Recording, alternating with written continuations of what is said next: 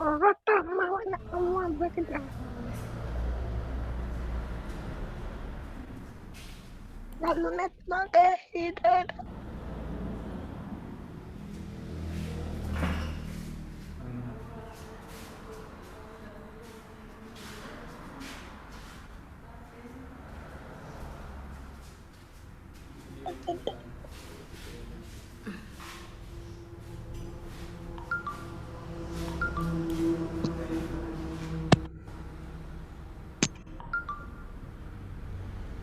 Ada.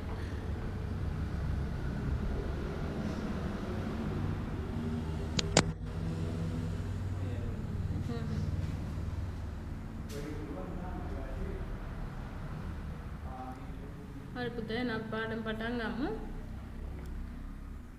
අපි චුට්ටක් සතියක් දෙකක් කරන්න මට බැරි වුණා පොඩි කරදර වගේ වෙච්ච නිසා අපි එදා පාඩම ඉවර කරේ පරිමාව සහ ධාරිතාව. අටේ පන්තියේ දැන් පැය දෙකක් පාඩම කරනවා. එතකොට එක පැයක් මම අටේ පන්තියේ අතපසු වෙච්ච පාඩම් ටික කරන ගමන් ඊළඟ පැයේ 9 පටන් ගන්නවා. හරිද 9 පාඩම් ටික මොකද 9 සිලබස් එක ගොඩක් ලොකුයි.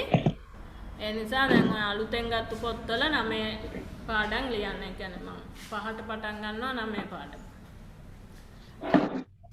මම කරගමු. අද පාඩම් දෙකම ටික ටික කරනවානේ. ඒ නිසා. හරි එතකොට අපි පරිමාව සහ ධාරිතාව පාඩම වීඩියෝ ඔන් කරගෙන ඉන්නවා නම් කල්පනාවෙන් පාඩමේම ඉන්න. නෑ මන් දාගානේ.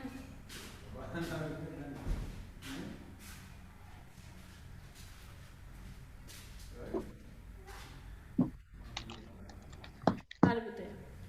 එතකොට පරිමාව සහ ධාරිතාව පාඩමේ අපි පරිමාව කොටස් ටික ඉවර කරලා ධාරිතාව පටන් ගත්තා නේද? නේද සර? කලින් සතියේ පාඩමේ හිටියානේ? ඔව් අපි ඒකක සම්බන්ධතාවයක් ඉගෙන ගත්තා නේද පුතේ? ඝන සෙන්ටිමීටර එකක්. ඔව්. ලියලා තියෙනව නේද? ඒක ඝන සෙන්ටිමීටර එකක් සමානයි මිලිලීටර් 1යි කියලා. ඔව් ලියලා තියෙනවා. ඔව්. එහෙනම් අපි ඔන්න ඔය ඒකක සම්බන්ධතාවය අපිට තව ඒකක සම්බන්ධතාවයක් උගන්වනවා 9 පන්තියේදී. දැනට ඕක ප්‍රමාණවත්. පරිමාව මනින්න කුඩාම එකක ලෙස අපි මෙතෙන් සලකන්නේ ඝන සෙන්ටිමීටර. ඝන සෙන්ටිමීටර එකක් සමාන වෙනවා මිලිලීටර් එකකට. ඒ කියන්නේ ධාරිතාව මයින කුඩාම එකකේ මිලිලීටර්. හරි? එහෙනම් මතක තියාගන්න කුඩාම එකක දෙක සමානයි. ඝන සෙන්ටිමීටර එකක් සමාන වෙනවා මිලිලීටර් කීයකටද? එකකට. ඊට පස්සේ බලමු පුතේ ඕකෙන් මම 22 දෙක අභ්‍යාසය අපිට කරගන්න බැරුව ගියා එක. මම ඒ පාඩම කරලා ඊට පස්සේ මම දැන් මම කිව්වා සංඛ්‍යා රේඛා ටිකක් ඇඳලා තියන්න කියලා. මතකද? එහෙමයක් කිව්වා මතකද? සංඛ්‍යා රේඛා කිහිපයක්. කීයක්ද නම් මට මතක නෑ. ඉමාෂා කීයක් අඳින්න කිව්වද?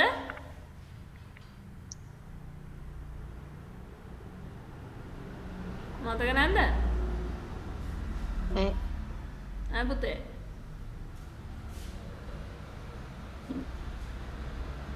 මං සංඛ්‍යා රේඛා අඳලා තියාගන්න කිව්වා නේද?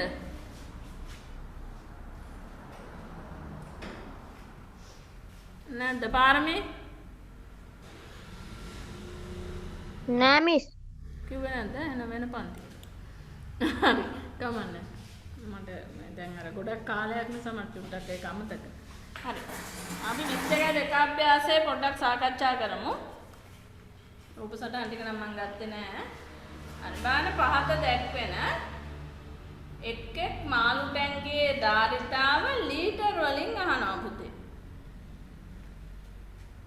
හරි. එතකොට අපි ඒකක සම්බන්ධතාවයක් ඉගෙන ගත්තා. මෙන්න මෙහෙම. මේක ලියලා තියෙනවා බලන්න ඔයගොල්ලන්ගේ පොත්වල.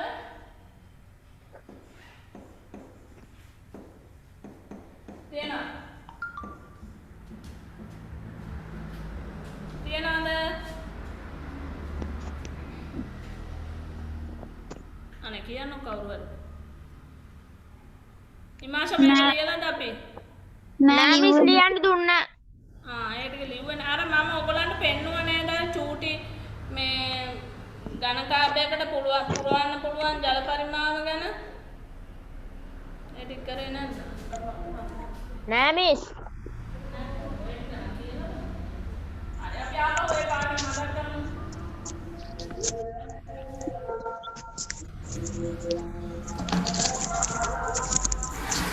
මට මේ මම රෙකෝඩින් එක බැලුවෙත් නැහැ. මට කියන්න නෙට් සර් ඉන්නවනේ නෙට් සර් කොතෙන්ට එනකම් පාඩම කරලාද පුතේ?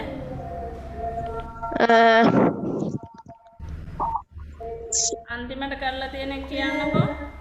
22 අභ්‍යාස. 22 මිස් ධාරිතාව කරේ නෑනේ. ධාරිතාව කරේ නැද්ද අපි? නෑ මිස්. හරි හරි. එහෙනම් දැන් ඉන්න ධාරිතාව අපිට කරන්න තියෙන්නේ මම අභ්‍යාසයක් එතෙන්ට නම් කරා මිස්. එතෙන්ට නම් කරා එදා වෙලා මදි හින්දා. ධාරිතාව කරගන්න වෙලාව මදි වුණා නේ? අපිට කරන්න තියෙන ධාරිතාව තියෙනවා. හරි හරි හරි. thank you ඒ කියන්නේ මම අර ටික ලෑස්ති වෙලා හිටපු ඉඳන් මට මතක නෑ ඒක. මතක කරා වගේ. හරි ඒ රූප සටහන් ටික නම් දැන් නැතුව ඒක කමන්නේ අපි නිකන් කරමු. right අපි ධාරිතාව ගැන කතා කරමු නේ. sorry කල් ගියපු ඉඳන් මතක නැතුව ගියා. ධාරිතාව කියන්නේ මොකක්ද කියන එක බලමු. අල්ලන ප්‍රමාණය කියලා කතා කරා. පරිමාව කියලා කියන්නේ ඝන වස්තුවක්. අපි මෙතෙන්දි කතා කරේ ඝනකය සහ ඝනකාභය ගැන විතරයි. මේ ඝන වස්තුව අවකාශයෙන් අයත් කරගන්නා ඉඩ ප්‍රමාණය. ඒ ඉඩ ප්‍රමාණය සොයන්න අපි සූත්‍රයක් ගොඩනගාගත්ත එකක් තමයි මොකද්ද? දිග ගුණ කිරීම, පළල ගුණ කිරීම උස අනිත් එක පතුලේ වර්ග. very good. පතුලේ වර්ගඵලය ගුණ කිරීම උස. ඒතකොට ධාරිතාව කියලා කියන්නේ මේ යම් බඳුනකට වාජනයකට පුරවන්න පුළුවන් උපරිම ද්‍රව ප්‍රමාණය. ද්‍රව පරිමාණය අපි හඳුන්වනවා මේ වාජනයේ ධාරිතාව කියලා. ඒතකොට අපි ධාරිතාව ගැන කතා කරන්නේ පුතේ වාජනයකට. පැහැදිලිද? බඳුනක් ගැන කතා කරනකොට තමයි ධාරිතාව ගැන කතා කරන්නේ. එහෙනම් ලියන්න මෙහෙම ඉක්මන් ලියන්න.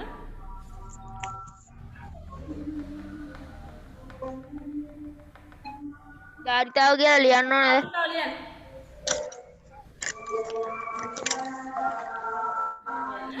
කිසියම් වාජනයක්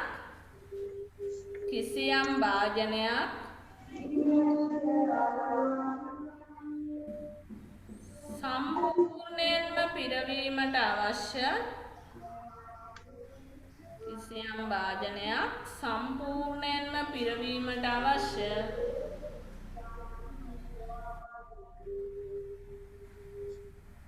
ද්‍රව ප්‍රමාණය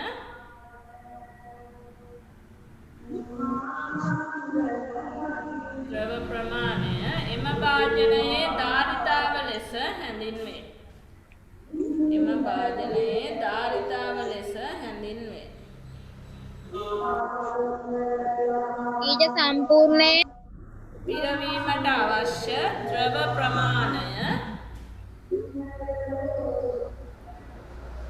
නැත්නම් ද්‍රව පරිමාව කියන්නත් පුළුවන් ප්‍රමාණය කියලා. ද්‍රව ප්‍රමාණය එම වාජනයේ ධාරිතාව ලෙස හැඳින්වේ.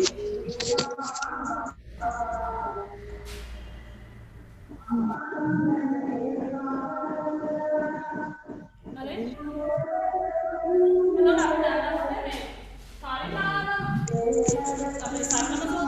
පරිමාවයන් පාවිච්චි කරේ දිග ගුණ කිරීම පළල ගුණ කිරීම උස කියන එක. එතකොට දිග පළල උස ගැන කතා කරනකොට යාගේ කිව්වේ සෙන්ටිමීටර් මීටර් මිලිමීටර් වගේ.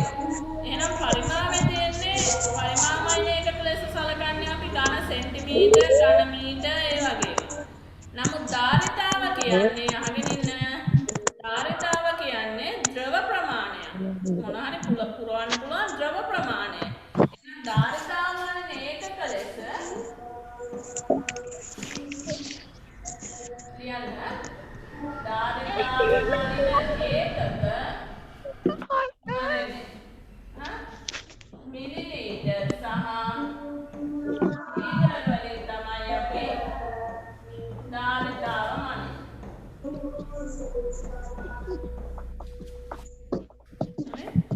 මේ සම්බන්ධව අපි ඊට පන්තියේ පාඩමක් තියෙනවා අන්තිම පාඩම පළවෙනි වාරේ ඒකෙත් තවත් දීර්ඝව කතා කරමු.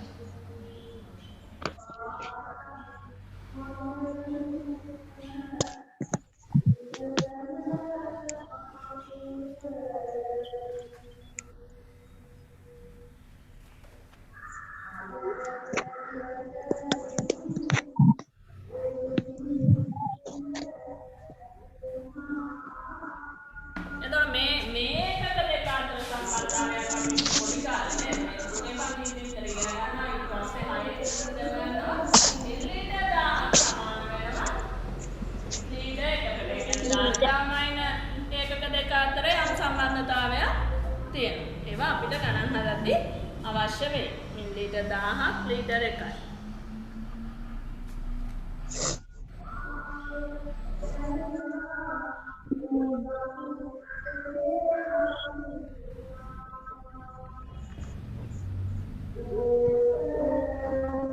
එතකොට පුතේ අපිට මේ ඕනෑම උපකරණයක ඒ වාදනයක් නම් ඒකට පුරවන්න පුළුවන් ද්‍රව ප්‍රමාණය සටහන් වෙලා තියෙනවා. දැන් ඕගොල්ලන්ගේ බීම බෝතලයක ලීටර් 1යි නම් ඒ කියන්නේ ඒකේ ධාරිතාව. හරි? ඔයගොල්ලන්ගේ පොතේ රූප සටහන් තියෙනවා කිරි බෝතලයක පෙන්නනවා අපිට මේ කොච්චර මිලිලීටර් ප්‍රමාණයක් මේකට දාන්න පුළුවන්ද නේද? ඒ වගේම සිරින්ජ කටුවක කොච්චර බෙහෙත් ප්‍රමාණයක් දාන්න පුළුවන්ද කියන එක ලියවිලා තියෙනවා සහ ඒක ප්‍රමාණකණය කරලා තියෙනවා. තව ඊට වැඩි අඩුවෙන් බෙහෙත් දා ගන්න ඕන නම් එහෙම නැත්නම් කිරි බෝතලේ තවත් අඩුවෙන් පුරව ගන්න ඕන නම් ඒ සමහර ඒවායිදී ඒක සම්පූර්ණයෙන් මේ විදිහට ප්‍රමාණකණය කරලා තියෙනවා. දැන් බෙහෙත් සිරින්ජ එකේ තව විදිහට ප්‍රමාණකණයක් යනවනේ නේද? 1 මිලිලීටර් 2 ඔහොම ඔය විදිහට කියනවා. සංඛ්‍යා රේඛාවක් ආකාරයෙන්. හරි? සමහර ඒවා දැන් අපිට බීම් බෝතල් වල එහෙම ක්‍රමාංකණයක් දකින්න බෑ. සම්පූර්ණ පුරවන්න පුළුවන් ධාරිතාව විතරයි. කියන්නේ සම්පූර්ණ පුරවන්න පුළුවන් ද්‍රව පරිමාව විතරයි ඒක සටහන් කරලා තියෙන්නේ. ඊට පස්සේ අපි බලමු දැන් හිතන්නකො පුතේ මාළු ටැංකියක් ගැන හිතන්න. මාළු ටැංකිය කියන්නේ ඝනකාවය. හරි. එතකොට මේ ඝනකාභයාකාර මාළු ටැංකිය සම්පූර්ණයෙන්ම ජලයෙන් පිරෙවුවොත් ඒක ඇතුලේ හැදෙනව නේද ජල පෙට්ටියක්. අපි දන්නවනේ ද්‍රවයක් කියන්නේ වාජනයේ හැඩය ගන්න දෙයක්. එතකොට මේ ඝනකාභ හැඩති ටැංකිය සම්පූර්ණයෙන්ම ජලයෙන් පිරෙවුවොත් ඒක ඇතුලේ තියෙනවා අර ටැංකියේ පරිමාවට සමාන වූ ජල පරිමාව. හරිද? එතකොට අපි හිතුවා මම කිව්වා ටැංකියේ පරිමාව ඝන සෙන්ටිමීටර් 100යි කියලා. ජල ප්‍රමාණයත් අපිට ඝන සෙන්ටිමීටර් වලින් කියන්න පුළුවන් 100යි කියලා. නමුත් අපි දන්නවා ද්‍රවයක් සාමාන්‍යයෙන් අපි මනින්නේ මිලිලීටර් සහ ලීටර් වලින්. ඒ නිසා අපි මේකේ තියෙන ජල ප්‍රමාණය ඝන සෙන්ටිමීටර් 100 බව ඇත්ත.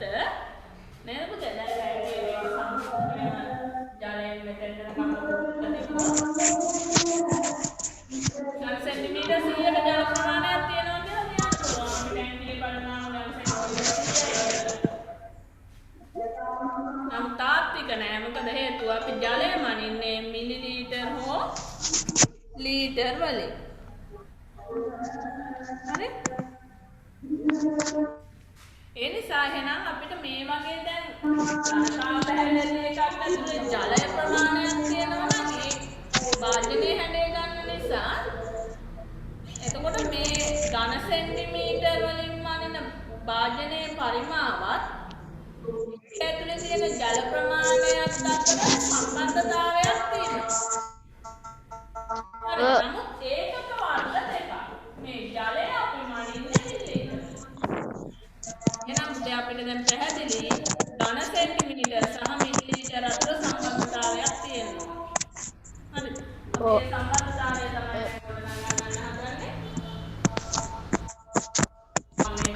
ඝන සෙන්ටිමීටර් 1ක් සමානයි මිලිලීටර් 1යි.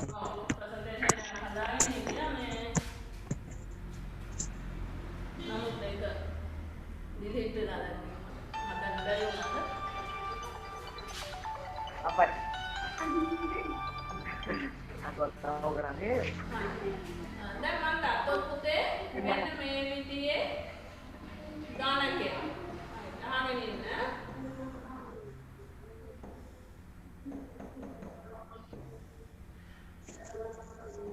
මේම ගානක් ගන්න.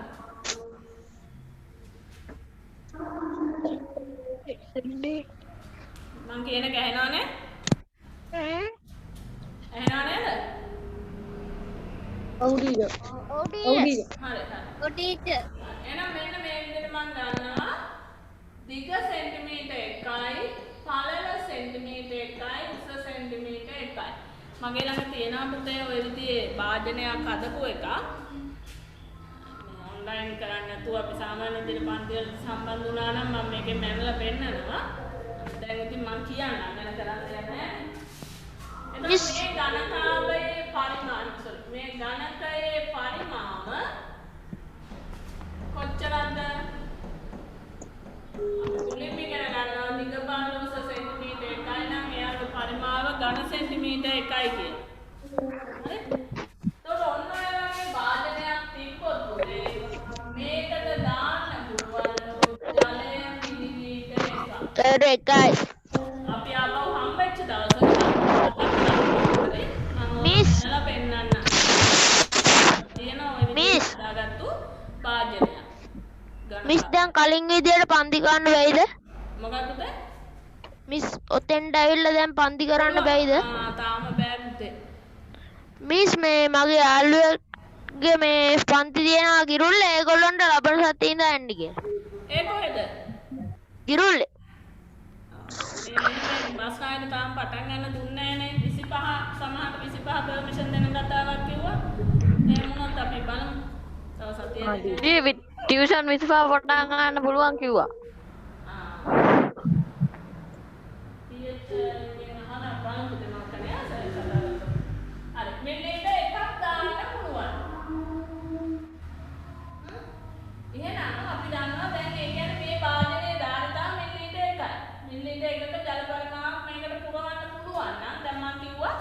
මේ සම්පූර්ණ පෙට්ටියේ පරිමාවයි සම්පූර්ණයෙන් පිරෙවුවාම මේකේ ජල පරිමාවයි එකිනෙකට සමාන වෙනවා.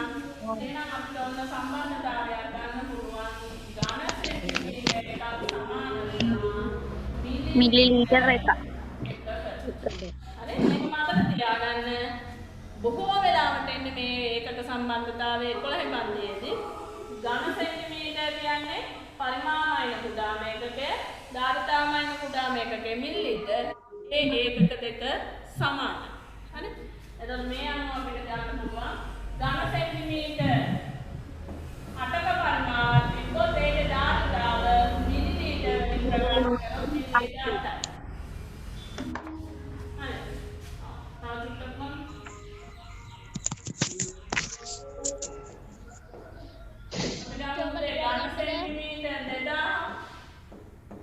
මිලිලීටර් 2000යි.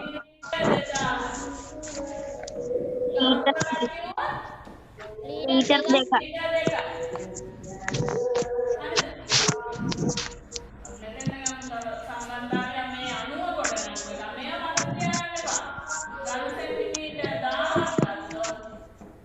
මිලිලීටර් ලීටර් 1000යි. ලීටර් 1යි.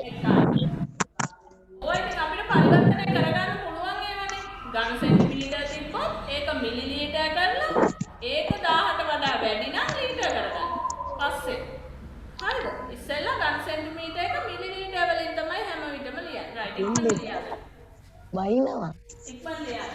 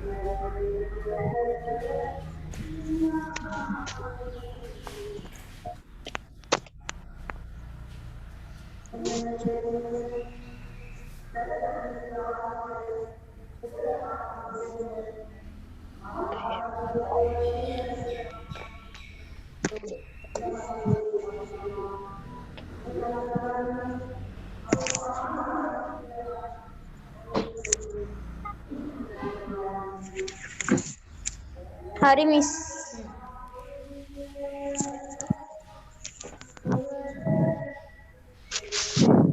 Hari teacher. Oh. එහෙනම් ලියන්න ප්‍රශ්නයක්.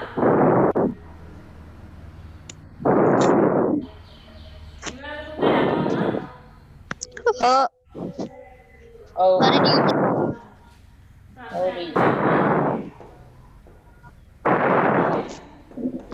Oh miss.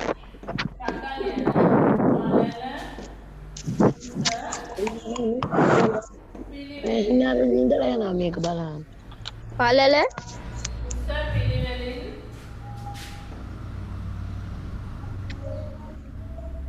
සෙන්ටිමීටර් 50යි සෙන්ටිමීටර් 10යි සෙන්ටිමීටර් 20යි Kaya murukku gaya. Kaya makanya. Boru ada nih.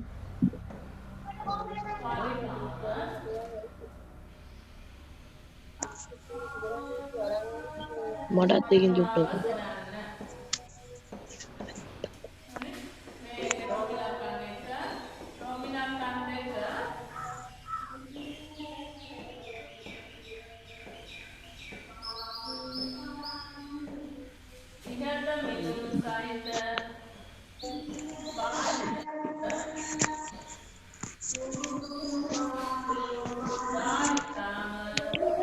Miss hoga liyan doon na.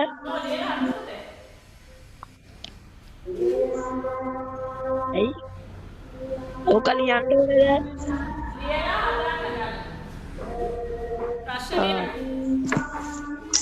Hindi siya na.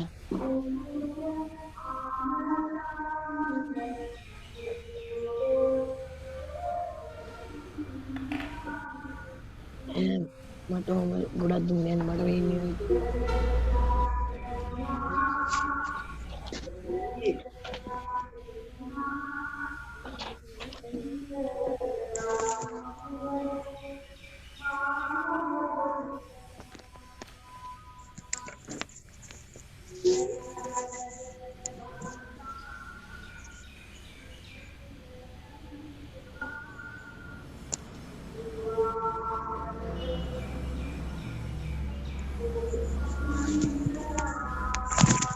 Hari teacher.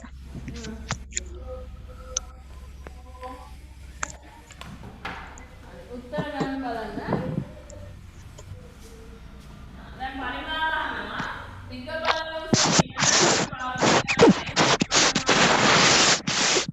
කවුද මයික් ඔන් කරගෙන ඉන්නවද? වටපිට සද්ද ඇහෙන්න කියන්නවා. දිග ගුණ කිරීම, පළල ගුණ කිරීම උස නේද? එතකොට සෙන්ටිමීටර් 50 ගුණ කිරීම 10 ගුණ කිරීම 20. පිළිතුර ගන්න. කොහොමද ගන්න ලේසි? අග ටික ගන්න. දැන් 9 පන්තියට එනකොට පුළුවන් යන්න ඕන. නැත්නම් 9 ගණන් හදද්දී අමාරු වෙනවා. අගට තියෙනවා සංඛ්‍යා ටිකේ බිංදු 1යි 2යි 3යි. එහෙනම් පුතේ ඒ බිංදු 3 දාන්න අගට. දැන් බිංදු ටික පිළිතුරට ගිහින් තියෙන්නේ. දැන් බිංදු පූර්ණ සංඛ්‍යාවෙන් ගුණ කරන්න. 5යි 1යි. එතකොට පස්සරක් එක 5යි. 5යි. උත්තරෙන් 2 ගුණ කරන්න. පස්සරක් එක 5යි, පස්සරක් දෙක 10යි ආන්න. එහෙමයි ලේසි කරන්න. ඝන සෙන්ටිමීටර් කීයද? 10. 10යි. 10. එතකොට අපෙන් අහනවා ඉහත මිනුම් සහිත භාජනයක ධාරිතාව. අපි දන්නවා ඝන සෙන්ටිමීටර් වලින් කියවෙන පරිමාවයි මිලිලීටර් වලින් කියවෙන ධාරිතාවයි එකිනෙකට සමානයි. එහෙනම් Liter 10. Liter 10. Liter 10යි. දැන් ඔබ උත්තරේ. හරිද පුතේ? ඊට පස්සේ හැබැයි බලන්න ලීටර් වලට යවන්න පුළුවන් නේ. නේද? අයිතෝ කොහොමද මිලිලීටර් ලීටර් කරන්නේ? 10 ඒවා 10ක් තියෙනවා මෙතන. මිලිලීටර් 10 ගොඩක් තමයි ලීටර් එකක් වෙන්නේ. හිතෙන් ගන්නවා නම් කෙලින්ම ලීටර් 10යි කියලා ලියන්න පුළුවන්. එහෙම නැත්නම් අපි 10,000 බෙදන්න ඕනේ 10. 10. එතකොට මේ බිඳු තුනකට මේ 10න් බෙදනගෙන අදහසින් අපිට බිඳු තුනක ගන්න පුළුවන්. උත්තරේ ඉතිරි වෙනවා ලීටර් 10.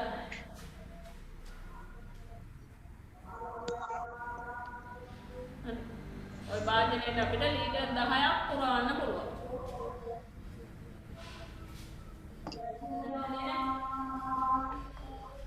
දැන් බලන්න 22.2 අභ්‍යාසය.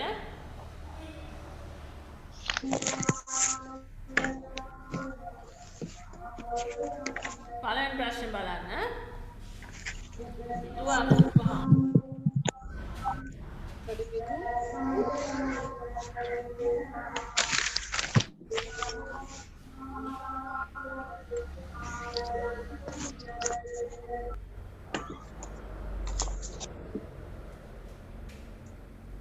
පළවෙනි ප්‍රශ්නේ බලන්න පුතේ රූපය දැක්කනේ එක් මාළු ටැංකියේ ධාරිතාව ලීටර් වලින් අහනවා. දැන් ඔයගලන්ට 9 දී නම් උගන්වනවා ඝන මීටර සහ ලීටර අතර සම්බන්ධතාවය. හොඳද? ඒක මම 8 දී උගන්වන්නේ නැහැ. අනවශ්‍යයි. ඒක ඕනේ නැහැ. අපි 9 දී ඉගෙන ගමු ඒක. දැන් අපි මේ සරල සම්බන්ධතාවයෙන් යමු. එතකොට දැන් මේ අපි ගන්න පුතේ සම්බන්ධතාවය ඝන සෙන්ටිමීටර සහ මිලිලීටර අතර. නේද? නැත්සර අහගෙන ඉන්නේ. ඔව්. එතකොට පළවෙනි ප්‍රශ්නේ මිනුම් දීලා තියෙන මීටර වලින්. නමුත් පරිමාව ගන්න වෙන්නේ අපිට ධාරිතාව හොයන්න බෑ එකපාර. මේ මිනුම් අණු. එහෙනම් ඉස්සෙල්ලා පරිමාව හොයා ගන්න ඕනේ. හරි මේ වෙනවා අනිවාර්යෙන් විභාගෙට එනවා. දැන් මෙතන ඇති වයම් පළාතේ අය ඉස්කෝලේ යන්න බැරුව. අස්නායයට යන්න දෙන්නේ නැහනේ. නමුත් පාසල් මට්ටමින් ටර්ම් ටෙස්ට් එක තියයි. සමහරට ඔයාලට ඔන්ලයින් ලියන්න හරි මොන හරි ක්‍රමවේදයක් සකස් කරයි. මිස් අපිට 25 දිනනවා කිව්වා. ඒකනේ දැන් ජනවාරි 25 පටන් ගන්නවා කොහොමද හැම 10 11 ශ්‍රේණි සඳහා පළාතෙන් එනවා. අනිත් ඒවා පාසල් මට්ටමින් ක්‍රියාත්මක වෙනවා විභාගෙ. මේකේ ප්‍රශ්නයක් එනවා. ඒ නිසා අහගෙන ඉන්න. පරිමාව සමානයි.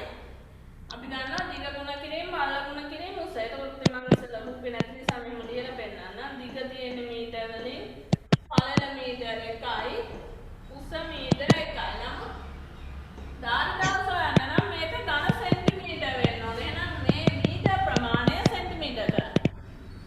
1.5යි කියන්නේ සෙන්ටිමීටර 150යි. ඇයි? 50යි. මීටර එකකට සෙන්ටිමීටර 100යි. අතන 0.5 කියන්නේ 50යි. වාගනේ? 150. හරි? මෙතන මීටර 1 සෙන්ටිමීටර කරාම 100යි.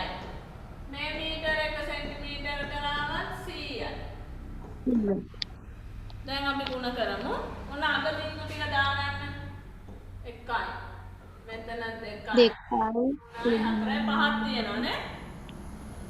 ඔන්න මම අගට ෂෝක මීටර වලින් හදන්න බැයිද? ඈ මීටර වලින් හදන්න බැයිද? පුළුවන්. මීටර වලින් හදන්න පුළුවන්. මීටර ලීටර් කරන්න ඒකක සම්බන්ධතාවය උගන්වන්නේ 9 පන්තියේ. මිස් මීටර වලින් හදලා 100ෙන් ගුණ කරලා පුළුවන් නේ? බෑ පුතේ. මීටර වලින් හෙව්වොත් 100ෙන් ගුණ කරන්න බෑ. 100 ඒවා 3කින් ගුණ කරන්න ඕන. ඇයි? කී දෙනෙක් මීටර වෙන්න ඕනේ? 3ක්. 3ක් ඉන්නනේ මීටර වල 3ක් ඉන්නවා. එහෙනම් ඒක සෙන්ටිමීටර කරද්දි 100 ඒවා 3කින් ගුණ වෙන්න ඕන. හරිද? ඒ නිසා තමයි මම මෙතන සෙන්ටිමීටර කරේ. ඊට පස්සේ දැන් ගුණ කරන්න 15යි මෙතන පූර්ණ සංඛ්‍යාව 15 සරත් එක 15යි එකත් එක්ක ගුණ 15ම නේ. ඔන්න ඝන සෙන්ටිමීටර මෙච්චරක් එනවා. එහෙම නැත්නම් මේ ටික ගුණ කරලා මීටර ටික ගුණ කරලා 100 ඒවා 3කින් ගුණ වෙනවා. හරි? බිඳු ගන්න වැරදුනා. නෑ. ඔන්න ඔය විදියට අපිට ඝන සෙන්ටිමීටර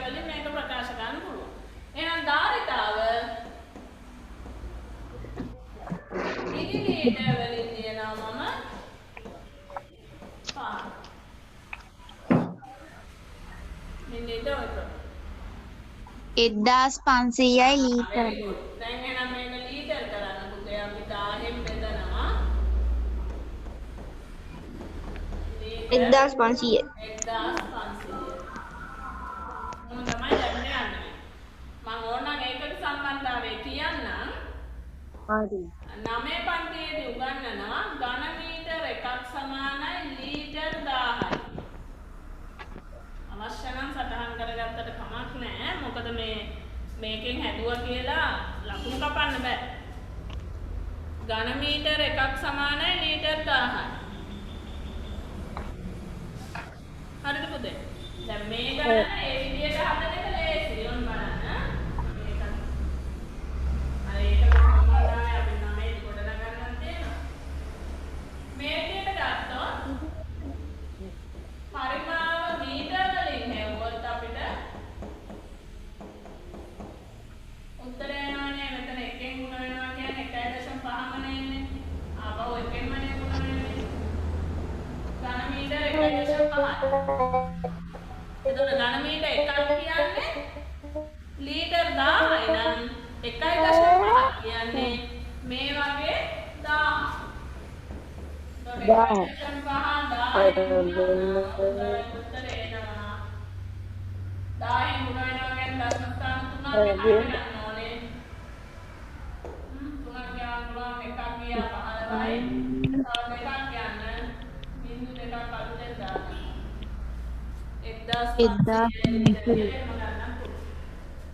එහෙම හැදුවා කියලා ප්‍රශ්නයක් නැහැ. හරි? පුළුවන් අය එහෙම ලේසි හදන්න.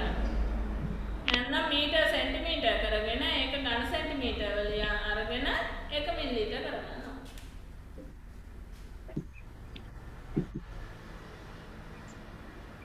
හදාගත්තද ඒක?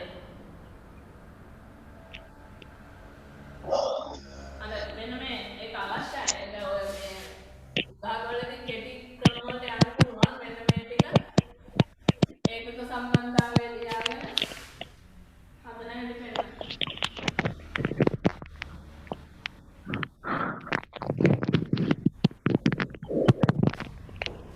දෙවෙනි ප්‍රශ්නේ ලේසි මීටර වලින් හදන්න පුළුවන්. අපි තුන් මේ දෙවෙනි ප්‍රශ්නේ යමුද? ධාරිතාව ලීටර් 12ක් වූ ටැංකියක තෙල් ලීටර් 3.800ක් ඇත. ටැංකිය සම්පූර්ණයෙන් පිරවීමට තව කොච්චර තෙල් ප්‍රමාණයක් දැමිය යුතුද? ලේසි ප්‍රශ්න 6 දැන් එතන තියනවාද මේ පරිමාව සහ ධාරිතාව සම්බන්ධතාවය?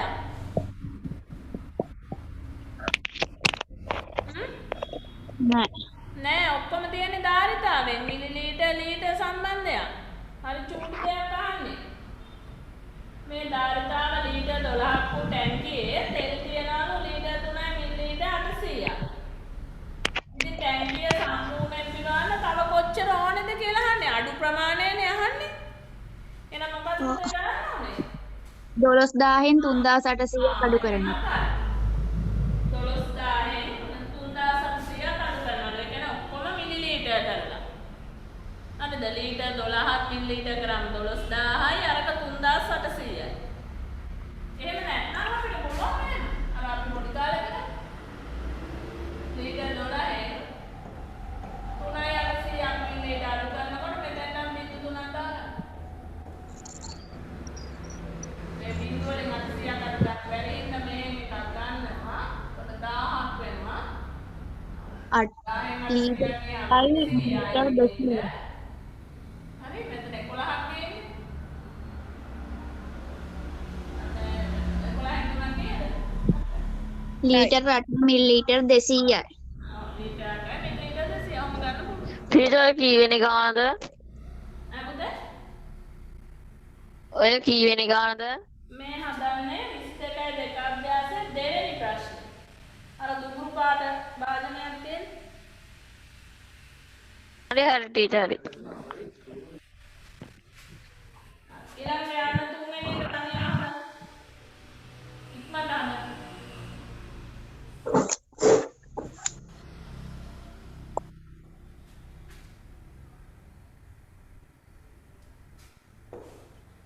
අපේ අපල සතිය පන්ති පටන් ගත්තා. බලන්න අපි සරල ගැටලු ටිකක් තියෙනවා.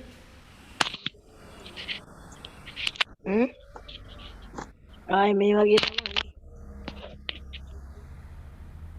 අපි ස්කූල් එකකින් ඉවර වෙනකම් මේක තිබ්බනම්. මිස් හරි. හරිද? ඔව්. ඔන්න බලන්න අපිට කියනවා පුතේ වාදනයක ධාරිතාව මිලිලීටර් 150යි. ඒ කියන්නේ වාදනයක සම්පූර්ණයෙන් පුරවන්න පුළුවන් මිලිලීටර් 150. විද්‍යාව ඒ විතර සම්පූර්ණයෙන්ම බීම වර්ගයකින් පුරවා. ඒ කියන්නේ මිලිලීටර් 150 ගන්න. හරි? එය විශාල බෝතලයකට දමනු ලැබේ. මේ ආකාරයට 10 වරක් දැමූ විට විශාල බෝතලයේ ඇති බීම ප්‍රමාණය අහනවා. ඉතින් එක සැරේකට කීයක් වැටෙනවද? මොන වෙලාව කීයද කියලා බලන්න. 150යි මේ වගේ 10ක්. 1500 මිලිලීටර්. 100 මිලිලීටර්. ලීටර් 1යි මිලිලීටර් 500යි. නේද? ලීටර් එකයි මිලිලීටර 500. 1.5 500යි කියලා ලිව්වොත් එතන උත්තරේ හම්බෙන්නේ නැහැ. 1.5යි ලීටර්. මොකද ලීටර් වලින් විතරයි පුතේ අහන්නේ. ලීටර් හා මිලිලීටර් මේ නම් මේක සම්පූර්ණ ලීටර් දෙන්න ඕනේ. දැන් මිලිලීටර් 10 කොට යනවා ලීටර් වලට 1යි දශම ඉතින් ටික මිලිලීටර්. 5යි ලීටර්. අපි අග බිංදු ටික සලකන්නේ නැති නිසා 1.5 ලියන්න පුළුවන්. එහෙම බැරි නම් මෙහෙම ලියන්න කිව්වට වැරදුවකුත් නැහැ. අර අග බිංදු අපි දශම වල සලකන්නේ නැති නිසා තමයි 1.5 ලියුවේ. හරි. කවුද? කෝසල?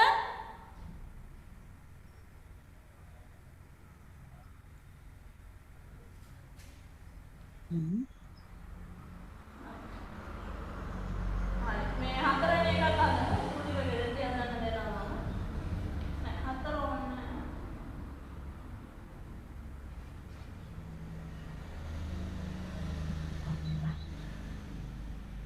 මිස් 4වෙනි එක හදනවද?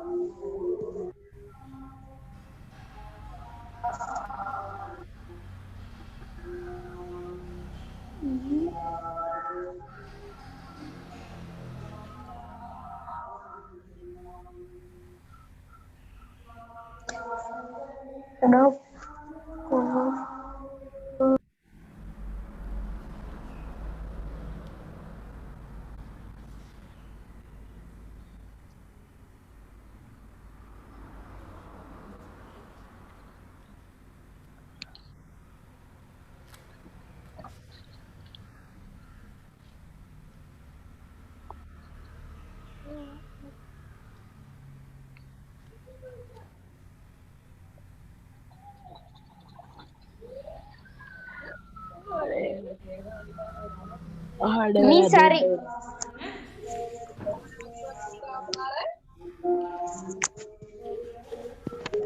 මිස් හරි. හරි මිස්.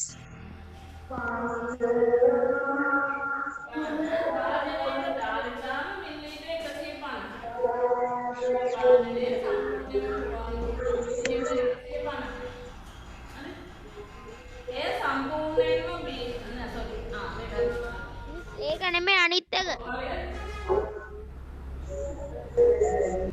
මොකද්ද?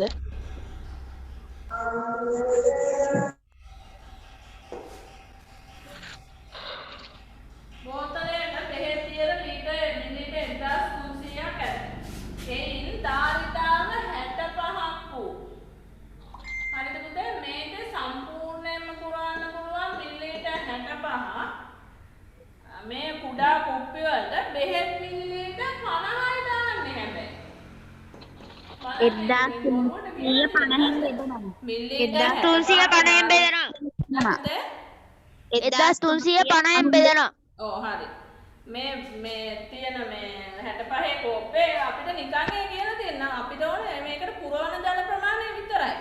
ඒතර 50ක ප්‍රමාණයක් තමයි වත් කරන්නේ. එසේ පුරවන්න පුළුවන් උපරිම කෝප්ප ගණන අහනවා. එතකොට 1300ක මුළු ප්‍රමාණය කැඩෙන්නේ 50 බෝතල් වලට නේ. මොකද කරන්න ඕන? 1350න් බෙදනවා. බෙදනවා මිලිලීටර් 26යි. අපිට පුළුවන් මේ 26යි. 130 පහෙන් බෙදන්න. ඒ ඔතන හිතෙන් බෙදන්න බැන්නම් දීර්ඝ බෙදීම කරන්න ළමයි. 26යි මිස්. නැත්නම් ඔන්න බලන්න මම කපනවා මේක අඟට බිඳුව තියෙන හින්දා අනිවාර්යෙන් පහෙන් කැපෙනවා. ඉතින් අපි දීර්ඝ බෙදීම කරා නම් දීර්ඝ පහේවත් දෙකයි 6යි තව 3ක් ඉතිරි. ඒ 3යි මේ බිඳුව කියන්නේ 30යි 30ට පහේව 6යි. එතන කොහොමද 26යි. ටීචර් අපි දීර්ඝ බෙදීම කරා නම් ටීචර් හරි හරි කමන්නේ පුතේ. දීර්ඝ බෙදීම කරන්න. ඒක කිසි ගැටලුවක් නැහැ. ඒක මේවත් කරන්න පුළුවන් නේ. මේ බිඳුවට මේ බිඳුව ඔහොම කැපුවා. ඒ 6 දිගන්න නෑ. දැන් 135න් බෙදන්න පුතේ. එහෙනම් ඒකේ ඊළඟ අභ්‍යාස ටික මේ හදන්න.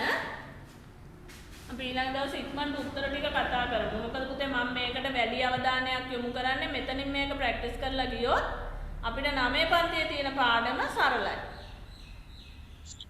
හොඳද? 8 දී සමහර පාඩම් බැරි වුණත් ඊට පස්සේ අල්ලන්න පුළුවන්. මේ වගේම පුරුදු වෙලා යන්න ඕනේ. ප්‍රශ්න ලියන්න ඕනේ නැහැ. උත්තරේ හදන්නේ ඇති. අර 22 ලියන්න ඕනේද? හදන්න. දැන් මේ ධාරිතාව නිමාණය කිරීම කියන මාතෘකාවේදී මම උගන්වන්නේ නැහැ. ධාරිතාව නිමාණය කරන්න කියන එකේ අදහස තමයි පුතේ අපි දැන් හිතන්නකෝ අපි හැමතිස්සෙම ඔව් අහන්න. හිතන එක නේ මිස්. මොකද පුතේ? නිමාණය කියන්නේ හිතලා කියන. ඔව් හිතන එකනේ. දැන් අපි හිතන්නකෝ දැන් සංග්‍රහයකට අපිට බීම එක්කෙනෙකුට මිලිලීටර් 200ක බීම ප්‍රමාණයක් දෙනවා නම් ඒ සංග්‍රහය කරන්න ළමයි 100ක් ඉන්නවා නම් අපිට අවශ්‍ය බීම ප්‍රමාණය අපි නිමාණයක් කරන්නේ 200 ඒවා 100ක් බලනවා. 100ක්. ඔව් සමහර වෙලාවට ඉතිරි වෙනවා නේද? ඇයි? සමහර ළමයි බොන්නේ නැහැ. සමහර වෙලාවට මදි වෙනවා. සමහර අය දෙක බීලා. නමුත් අපි නිමාණය කරලා බීම හදන්නේ අර අපිට අවශ්‍ය ප්‍රමාණයට. පැහැදිලිද? එච්චරයි නිමාණය කියන එක. මම ඒක වෙනම මාතෘකාවක් යටතේ කරන්නේ නැහැ. පුතාලේ ඉතිරි ගණන් ටික හදන්න නේ. 22යි 3 අභ්‍යාසයත් හදන්න මම ඊළඟ දවසේ ඒ ටික සාකච්ඡා කරනවා. ඊට තියනවද මොකද කරන්නේ? ඉඩ තියන්නම් මිස්. දෙයක් නේ උත්තර විතරනේ හදන්නේ. ඉඩ තියන්න හරි අපි ඊළඟට වෘත්ත පාඩම පටන් ගන්නවා. මම 5 තව විනාඩි 10ක් දෙනවා. 5ට පටන් ගන්නවා 9 පන්තියේ පාඩම. වෘත්ත පාඩම කුඩා එකක් නිසා ඒක කරමු දැන්. සංඛ්‍යා රේඛාව ඊළඟ දවසට.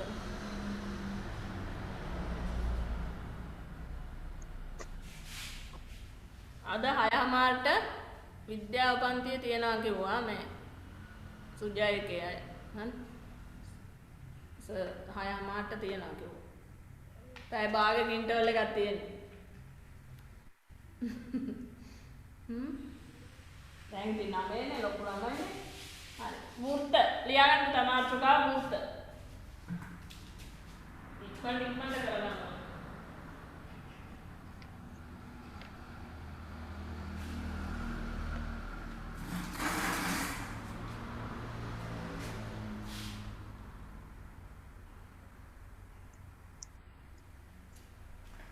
අපි වෘත්තයක් අඳින්න පාවිච්චි කරනවා.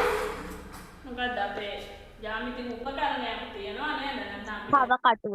කව කටුව. අපිට පාවිච්චි කරන්න පුළුවන්. කව කටුවක් පුළුවන්. එහෙම නැත්නම් වෘත්තාකාර වස්තුවක් පුළුවන්. නමුත් ජ්‍යාමිතික රූපයක් විදියට අපි සලකන්නේ වෘත්තයක් අඳින්න පාවිච්චි කරනවා. යා.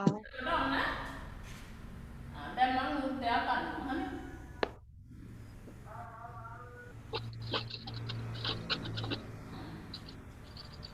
දැන් බලන්න පුතේ.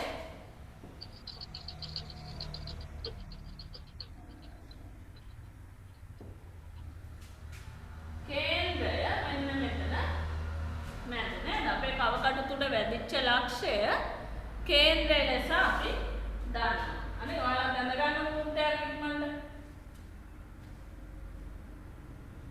ඇඳලා අපි මේකේ දන්නේ නැහැ ටික නම් කරගන්න අපි හතේ ඉගෙන ගත්ත ටික.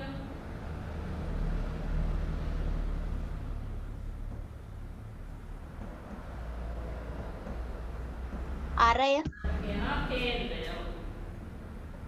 ඉක්මනට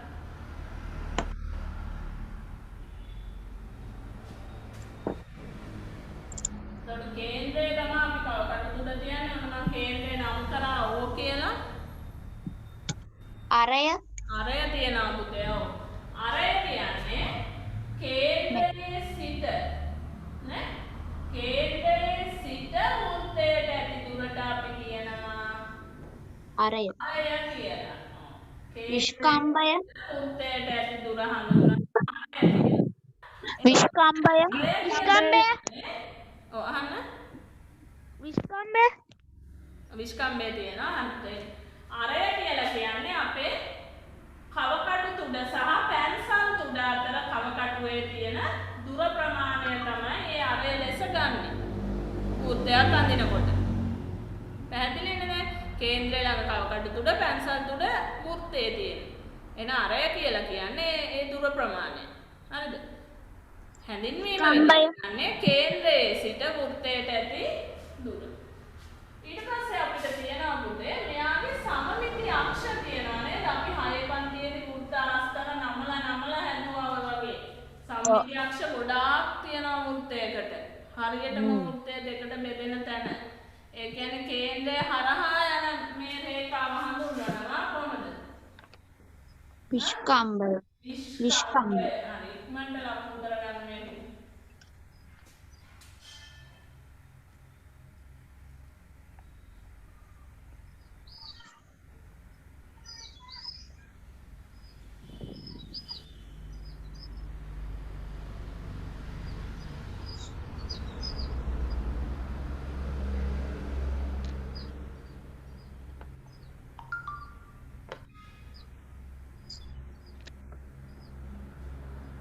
හරි මිස්.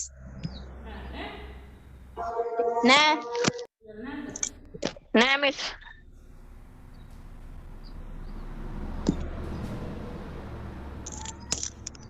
කේන්ද්‍රය කියන්නේ හරි නේද? ඒ කියන්නේ සම්මිති අක්ෂ සියල්ල හමු වන තැන. එහෙම නැත්නම් විස්කම්භ සියල්ල එකිනෙකට ඡේදනය වන තැන. ඒතර විස්කම්භය කියන්නේ හරි මිස්. සම්මිති අක්ෂයක් ලෙස අපි දැනට හඳුන්වමු. සහ වෘත්තය මත ලක්ෂ දෙකක් යා කරද්දී ඒක කේන්ද්‍රය හරහා යනවා නම් ඒ රේඛාව විස්කම්භය ලෙස හඳුන්වනවා. උදාහරණ ඕනනම් අරය කියන එක හඳුන්වා ගන්න. මේක තමයි වැදගත් එක. මොකද්ද? කේන්ද්‍රය හා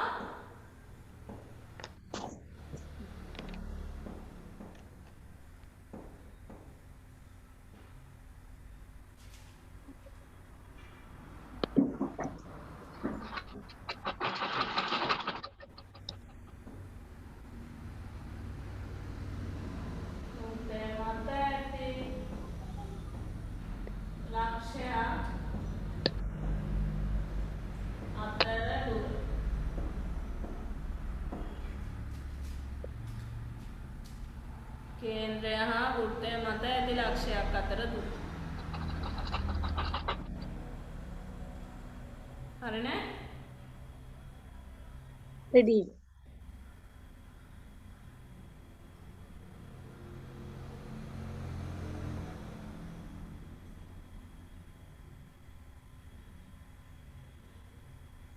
ඉවරයි නේද?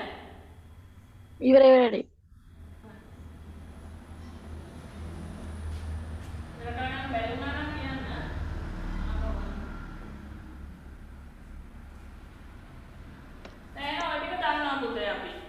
කේන්ද්‍රය දන්නවා හරි මැද එහෙම නැත්නම් අර සම්මිති අක්ෂ කැප අපි සරලව කතා කරමු මේ හැදින්වීම ඕනේ තියෙන තැන හඳුනා ගන්නනේ ඕනේ කේන්ද්‍රය කියන්නේ හරි මැද ලක්ෂය අරය කියන්නේ කේන්ද්‍රයේ සිට වෘත්තයට ඇති දුර විස්කම්භය කියන්නේ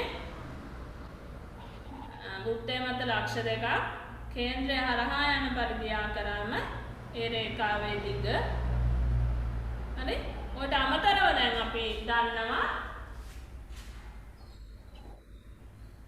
විස්කම්බය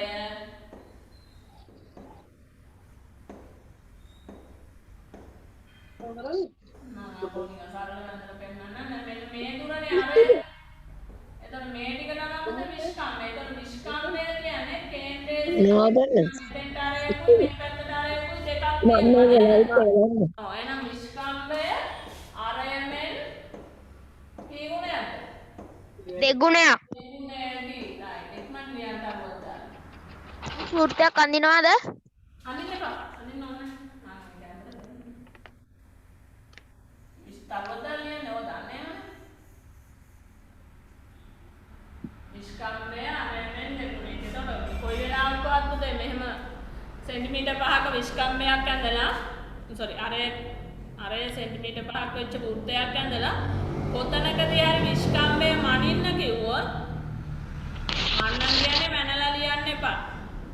සමහරට මනිනකොට සෙන්ටිමීටර් මිලිමීටර් එහෙම වෙන්න පුළුවන්. මිලිමීටරයක් හරි වෙනස් වෙන්න පුළුවන්. යන්නේ අරයදී වෘත්තයක විස්කම්බය ඇහුවොත් අනිවාර්යෙන් ඒ වගේ දෙගුණයක් අපි දෙන්න ඕන. මැනලා ඉල්ලුවත් මනින්න. එහෙනම් ඊළඟට බලමු. වෘත්තයක ජාය කියන්නේ මොකක්ද කියන්නේ? මාතෘකාව ලියන්න. වෘත්තයක ජාය ජාය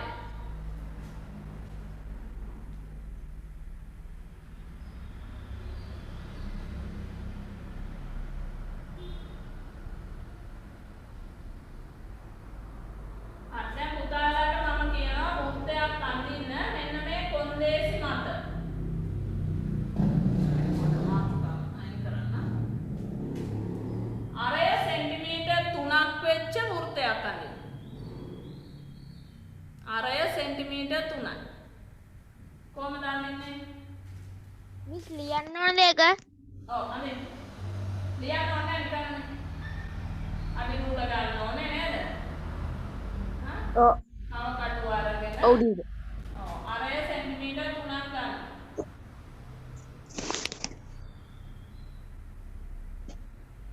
සෙන්ටිමීටර් 3 ළඟට ගියා.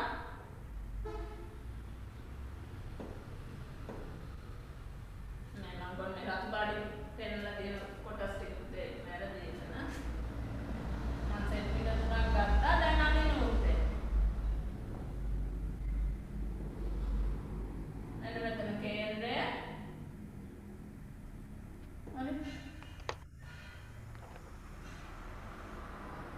ඔන්න විදියට උත්තයක් අදින්න පුළුවන් දැන් බලමු ජාය කියන්නේ මොකක්ද? අනේ මම මේකේ කේන්ද්‍රය නම් කරනවා O කියන නම් කරගන්න.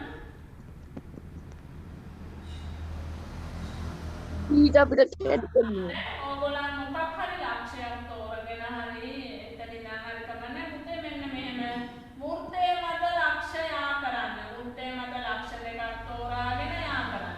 දැන් එකම ලක්ෂයකින් නම් අඳින්නත් පුළුවන් අපිට. අපි එහෙම අඳින්න ඕන විස්කම්බයකුත් දැන් නේද? ඔය අඳින්න පුළුවන්. ඕන නැත්නම් මෙහෙම ඉස්සන්න හැකියි. හරි? මේ අතටත් අඳින්න පුළුවන්. ඔන්න විදියට අඳින්න. මේ මෙයා විස්කම්බයකුත් අඳින්න.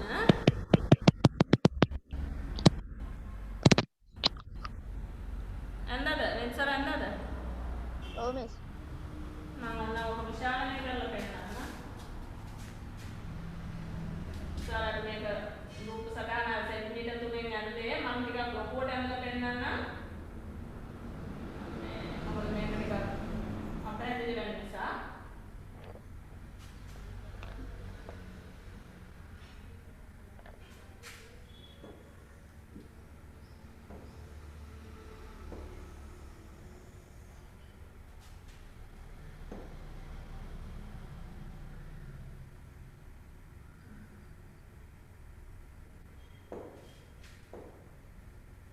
මෙතන කේන්ද්‍රය. හරි? මම දැන් යන්නේ මෙන්න මේ විදියට එක ලක්ෂයක් තෝරගෙන මම අන්න එක එක පැත්තට ඉදි. ඒ කියන්නේ වෘත්තයේ මත ලක්ෂයක ඉඳ තවත් වෘත්තයේ මත ලක්ෂයක තමයි මේ අඳින්නේ මම. හරිද? මෙන්න මේ ඒ ලක්ෂයේ තමයි අඳින්නේ. මෙයාටත් දැන්නේ. මෙයා වෙනම එකක් ගන්නවා නේද? මම දැන් අහන්න බෙදලා තිබෙන්නේ. මේකේ දෙෝ කියලා නම් කරනවා.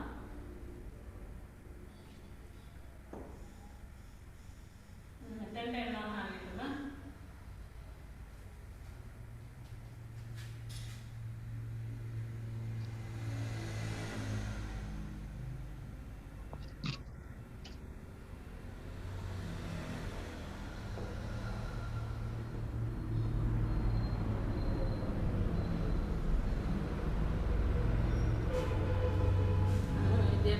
ඒ කියන ලක්ෂය මත ඉඳන් යන්න. හරි? මෙන්න මේ රේඛාවල් වල දිග ආසන්න වශයෙන් ගන්න බලන්න. ආසන්න වශයෙන් දිග දල වශයෙන් මයින් මහලකොට ඕනේ මෙන්න මේ රේඛා සියල්ලගේම ඔක්කොලන්ට එන දිග මනින්න. ඒ ලක්ෂය යන්න ඕනේද? ඔව් හැම එකකටම ලියන්න පුතේ දැන් ඔයගොල්ලන්ට ඒක 4.1යි. ඔය වගේ මට එන ඒවා දාන්න එපා හොඳද? ඔයාලට එන ඒවා දාන්න.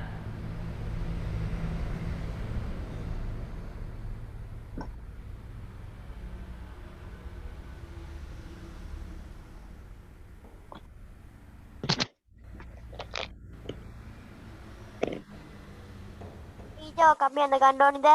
ඔව්. මේක අනිත් බල ඔයාලා ඇඳලානේ තියෙන්නේ.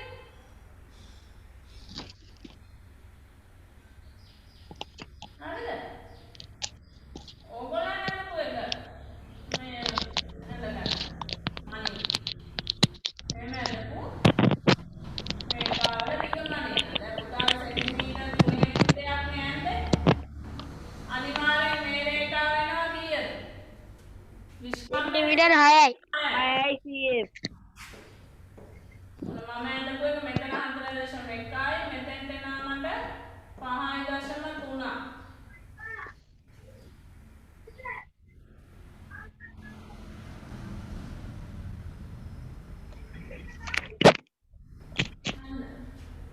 මෙතෙන්ට තියෙනවා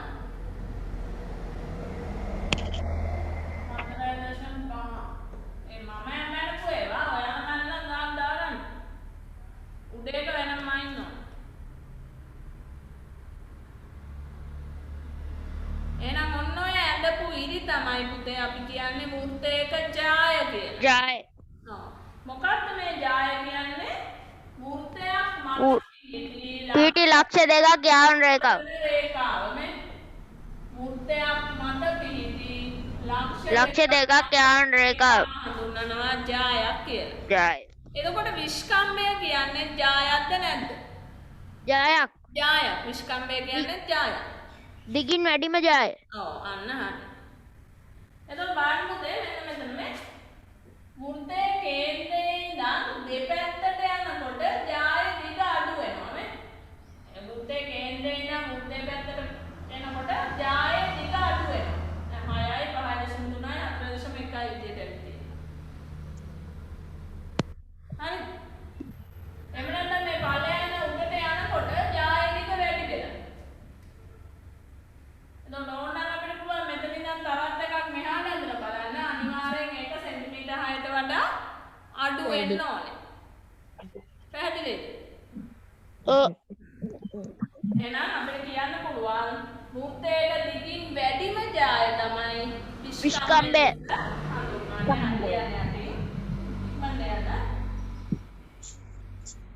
වෘත්තයේ මත ලියන්න ඉක්මනට. වෘත්තයේ මත ඕනෑම ලක්ෂ දෙකක්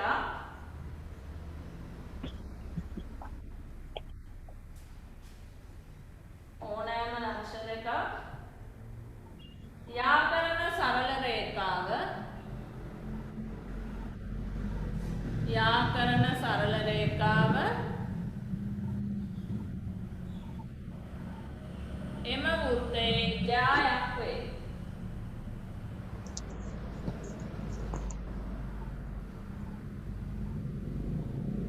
වෘත්තය මත ඕනෑම ලක්ෂ දෙකක් යා කරන සරල රේඛාව ඡායාව වේ.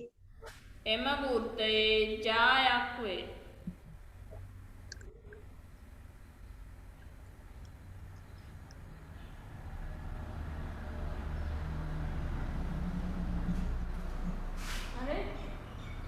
හරි ඩී. ඊළඟ ලියන්නේ අපින් දරුවක් දාලා ලක්ෂ දෙක දක්වා එහි ජාය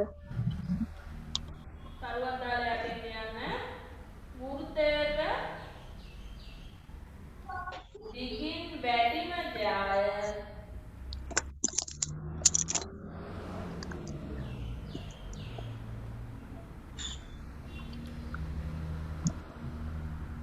විස්කම්බයයි. වෘත්තයට දිගින් වැඩිම ජාය එහි විස්කම්භය වේ.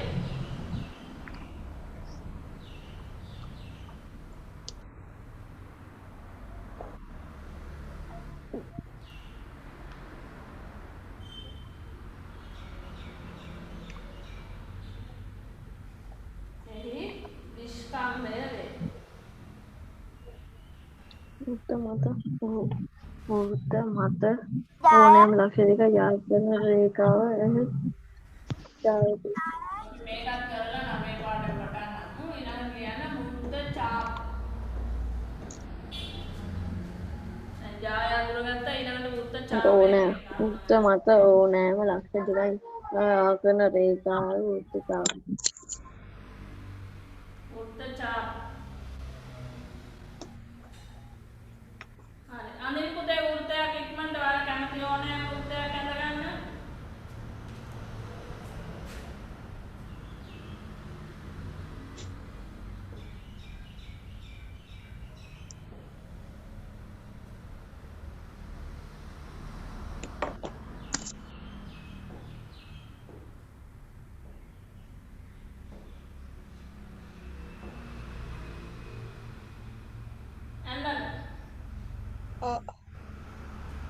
අපි බලන්නකොට ඡාපයක් කියන්නේ මොකක්ද? හරි?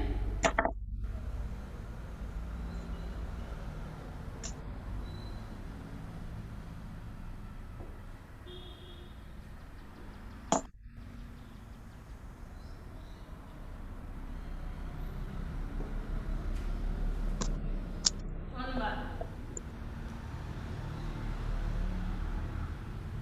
මම උත්තර පාඩ දෙකකින් යන්නේ. නේ? හරි? එතකොට පුතේ ඔන්න ඔය වෘත්තයෙන්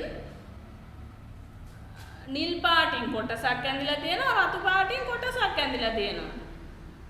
හරිද? එතන මම කවකට වලගෙන මට වෙන මේ විදියටත් අදින්න පුළුවන් නේ. මේ මෙතන කේන්ද්‍රේ නා මට ඔක අනිවාර්ය වෘත්තයෙන් අඳින්න කියලා නේ තියන්නේ. ඔන්න මම අඳ වෘත්තයකින් කොටස. අර කව කටුවෙන් ඇඳෙන කොටස. දැන් ඔයාලා නිර්මාණ පාඩම කරලානේ. එතකොට මෙන්න මේක තමයි අපි කියන්නේ ඡාපයක් කියලා. හරි?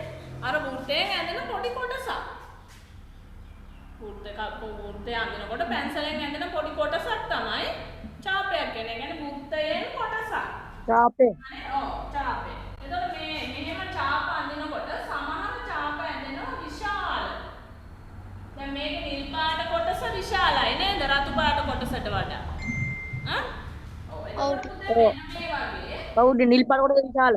මේකට අපි කියනවා සුළු ඡාපය කියලා. ඡාපය අනිත් එක මහා ඡාපය. මෙයාට කියනවා මහා ඡාපය. ඡාපය කියලා. ඉක්මනට අරගන්න. ඔයගොල්ලන්ට පාට දෙකකින් අඳින්න බෑමයි. පැන්සලෙන් වෘත්තය ඇඳලා උඩින් පෑන් දෙකකින් පොඩ්ඩක් පස්සේ සටහන් කරගන්න. දැන් මම මේක අක්ෂරේ ඔයගොල්ලන්ට දෙන්නම්. මේක A මෙයා B කියලා ගත්තොත් ඔන්න ඔය විදිහට වෘත්තයෙන් කොටසක් ගන්න අපි. ඒ B ලක්ෂ දෙක අතර සුළු ඡාපය උඩට පුංචි උනත් කමන්නේ.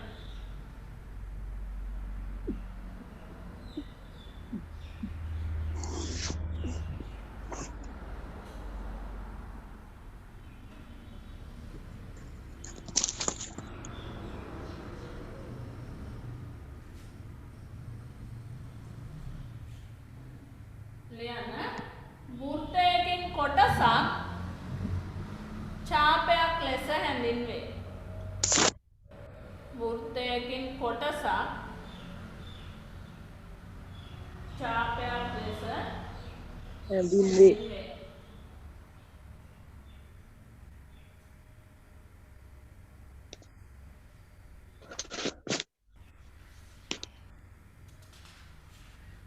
මේ පාඩම ටික කරලා මම ඉවරයි.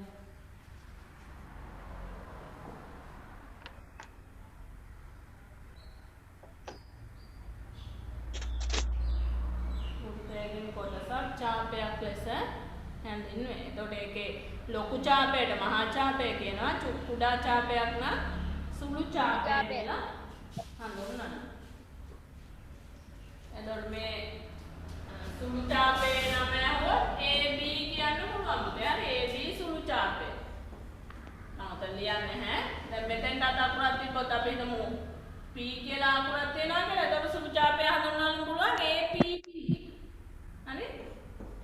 APB සුළු ඡාපය. ඕනනම් එහෙම දාගන්න. මෙතෙන්ට අකුරක් දාලා APB තමයි සුළු ඡාපය.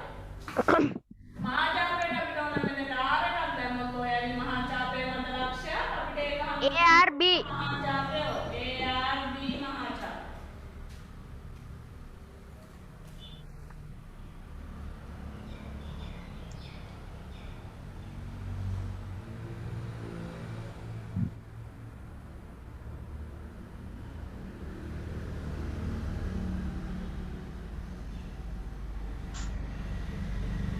ෂෝක ඇඳගන්න අමුද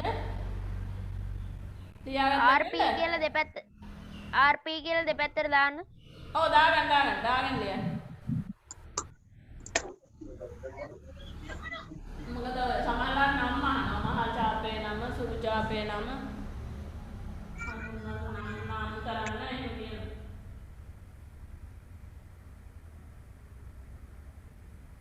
ඔය ඉතින් මුදේ පාඩම් කරලම කියන්නේ මතක තියාගන්න ඕනේ. මම කියන්නේ පාඩම් කරන්න දෙසේ තමයි මතක තියාගන්න ඕනේ.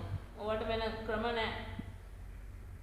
මතක තියාගන්න මේ මුත්තේ කෑල්ලක් ඇන්දොත් එයාට කියන්නේ ඡාපය.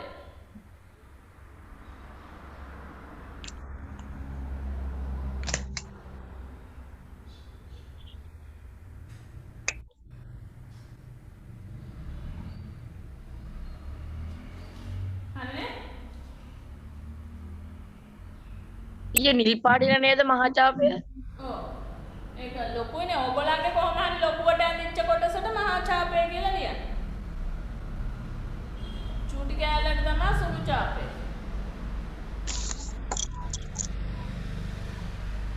හරි නේද?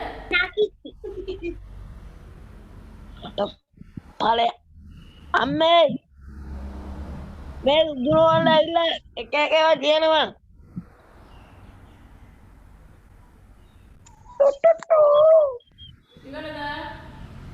ඉවරද? අද කොහමද 9 පටන් ගන්න ඕනේ?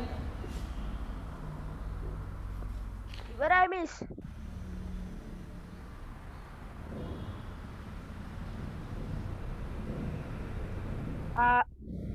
හරි මිස්. එහෙනම් මේ ඉතිරි ටිකක් පොඩ්ඩක් හඳුන්වලා දීලා ඉමු පුතේ. ෆස්ට් ගණන් පස්සේ හඳුන්වන්න. ඊළඟ යන්නේ නම් මුත්ත කාණ්ඩ.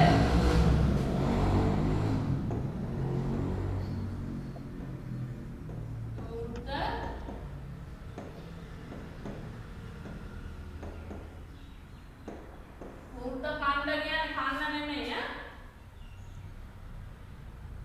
ඔයාලා අගට ඩයන්නක් දාන්න කියන්නේ කාණ්ඩ කියනකොට එතකොට එහෙමත් මතක තියාගන්න පුළුවන් නේද? කන්න නම් මේක කඩායන කන්න බෑ නේද? එතකොට වෘත්තය ඩකලානේ වෘත්තය ඉක්මනට ගන්න අදිට එක්ක මම ඉක්මනට වෘත්තය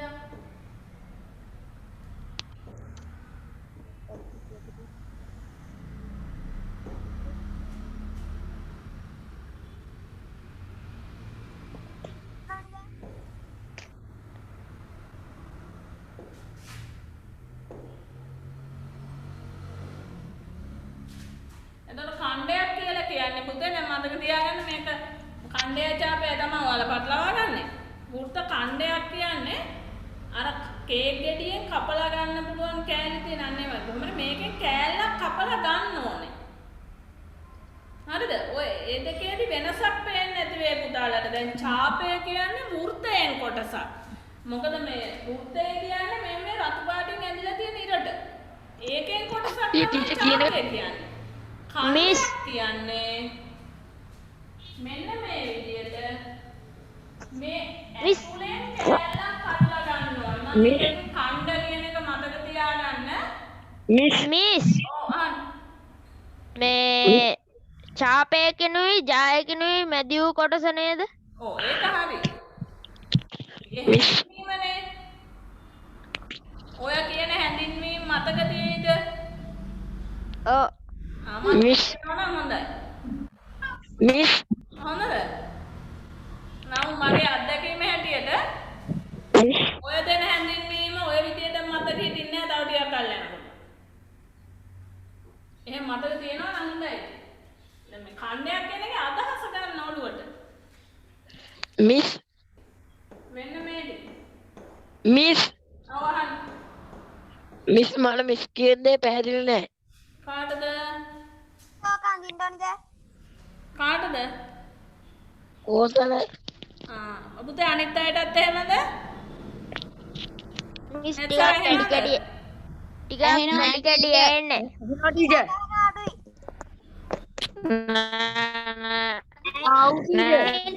කැඩි කැඩි එන්නේ. යසිත් ඇහෙනවද මං කියන්නේ?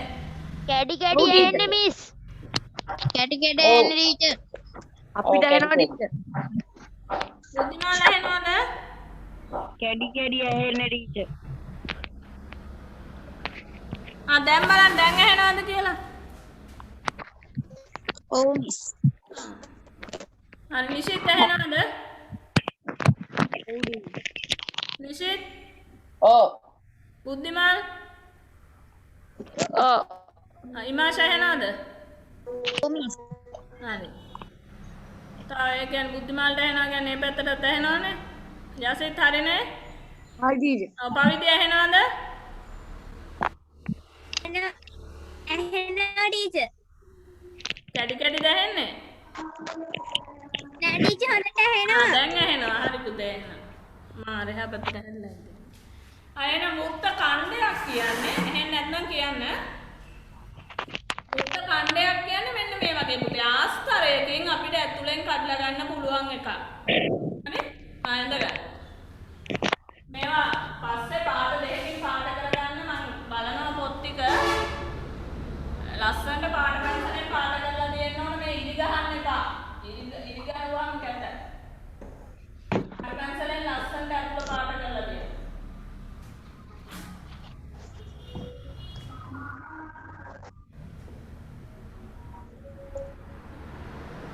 මිස් ඉරි ගහන්න එපාද? එපා පාඩ පැන්සලෙන් පාඩ කරන්න. එතකොට තමයි ඒක ටිකක් කළා පාඩ කරද්දී හොඳට මතක හිටිනවා. දැනට මේ චුට්ටක් මේ උඩ මනෝත් කළා තියාගන්න. මේකට කියනවා පුතේ අපි ඒකත් අර වගේම සුළු උත කණ්ඩ මහා උත කණ්ඩ. මෙයාට කියනවා මහා වෘත්ත කණ්ඩ. ඛණ්ඩය. මේවා ඉස්කෝලේ කරලා ඇති පන්ති ළමයි සමහරවිට. අම්මේ මේ පාරක් ඉගෙන ගත්තා කියලා ගැටලුවක් වෙන්නේ. මම මිස්ටර් කිව්වා කැඩි කැඩි ඇහෙන්නේ කියලා. එයා කියනවා මොකක් හරි අවුලක් වෙන්න තියෙනම් කියලා අනිත් අයලා ඇහෙනවද කියලා ඇහුවා. එයාලට ඇහෙනවලු. මේ YouTube එකට දාන්නද කියලා අහනවා. දාන්න කියන්නේ නැහැ. නෙට්සර ඇහෙනව නැද්ද? ඔව් මිස්. හරි. මිස් YouTube එකට එනම් දාන්න. හරි ඔන්න පුර්ත කන්න දෙක. එතකොට පුර්ත කණ්ඩයක් හඳුන්වන්න වෙන්නේ. ඔන්න අර දැන් කවුද මම කිව්වනේ මේ පුර්ත කණ්ඩේ සීමාව බලන්න. සීමාව වෙලා තියෙන්නේ මෙන්න මේ බලන්න මම මේ අඳිනවා. ඔයාලා දෙන්න ඕනේ නැහැ. මේක පස්සේ කොළ පාටින් ඡාපයක්. ඡාපයක්. හරි? මෙන්න මේ පැත්තෙන් මෙහෙන් අඳින ඉර මොකක්ද? ජායක්. ජාය. එහෙනම් වෘත්ත ඛණ්ඩයක් සීමා වෙන්නේ ජායකින් සහ ඡාපයකින් ඡාපයකින්. සීමා වූ ඊට ප්‍රමාණය තමයි වෘත්ත ඛණ්ඩයක් කියලා කියන්නේ. හරි ලියන්න ඇති. වෘත්තයක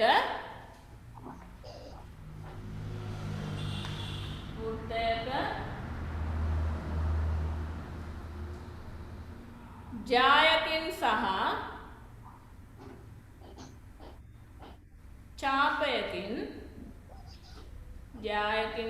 ඡාපයකින් සීමා වූ ඉඩ ප්‍රමාණය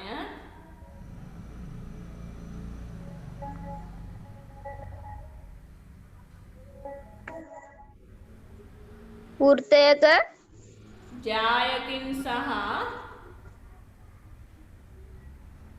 ඡාපයකින් සීමා වූ ඉඩ ප්‍රමාණය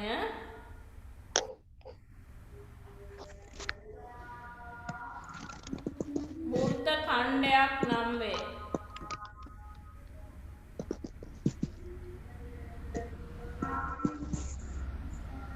වෘත්ත ඛණ්ඩයක් නම් වේ.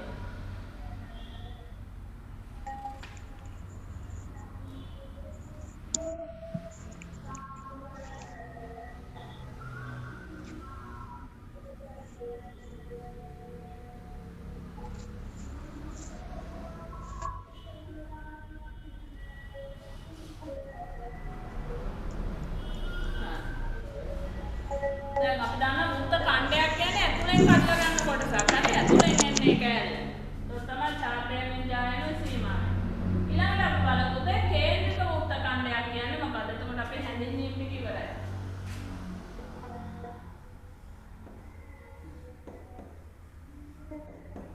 පස්සේ මම ටිකක් දාන්න ගෲප් එකට ලියලා මේ ටික හදමු. කේන්ද්‍රික වෘත්ත ඛණ්ඩය. දැන් මේකේ තියෙන විශේෂත්වයක් නේ. අපි මෙයාව දන්නවා වෘත්ත ඛණ්ඩය කියන එක දන්නවා ඇතුලෙන් කැඩලා ගන්නෙ, ඇතුලෙන් කපලා ගන්නෙ. ඒකට ජායෙන් සහ ඡාපයෙන් සීමා වුනේ. දැන් මේ කේන්ද්‍රික. හරිද? එතකොට ඔන්න බලන්නේ නැහැටි.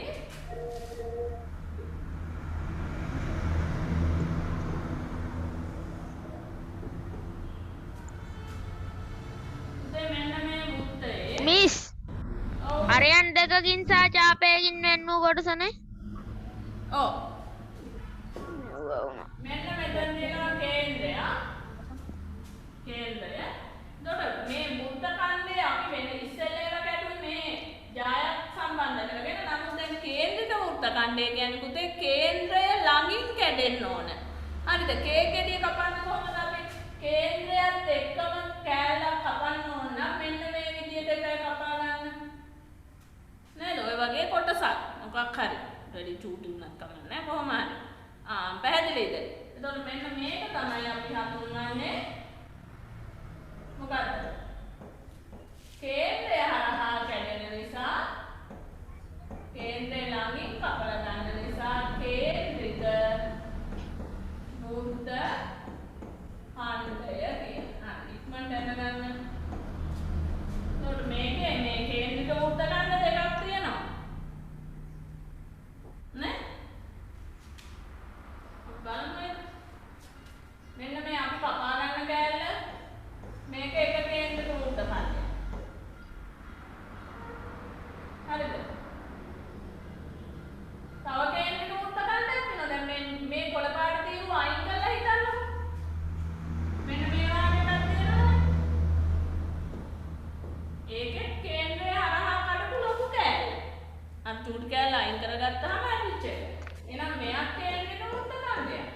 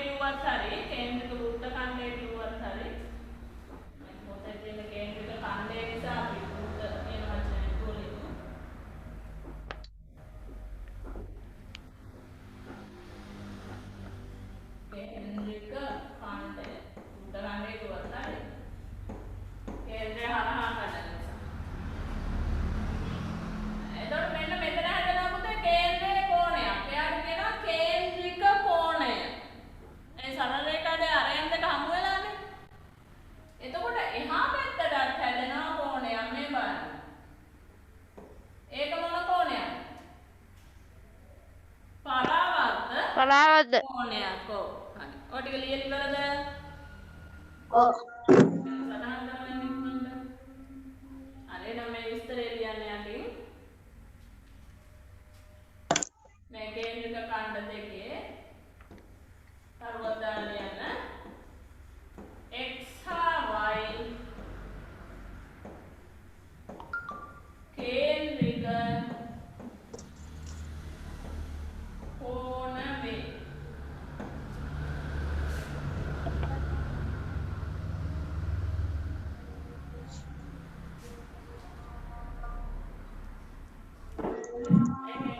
කියන්නේ සුළු කෝණයක් y කියන්නේ පරාවර්ත කෝණයක්. ඇයි එතන පරාවර්ත කෝණයක් උනේ පුතේ? අර කේන්ද්‍රික ඛණ්ඩය ලොකු එකක් නේද? පරාවර්ත කෝණයකින් එන කේන්ද්‍රික ඛණ්ඩය විශාලයි. හරි කේන්ද්‍රික කෝණය කුඩා නම් සුළු කෝණයක් නම් කේන්ද්‍රික ඛණ්ඩය කුඩයි. දැන් යටින් ලියන්න තරුවක් දාලා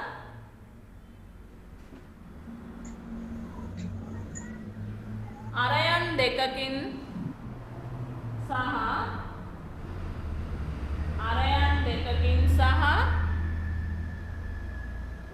චාපයකින්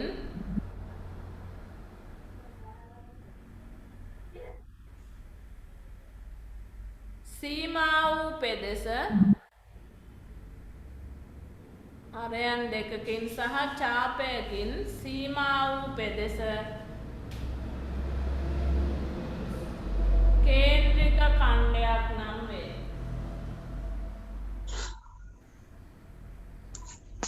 අරයන් දෙකකින් හා චාපයකින් සීමා වූ පෙදෙස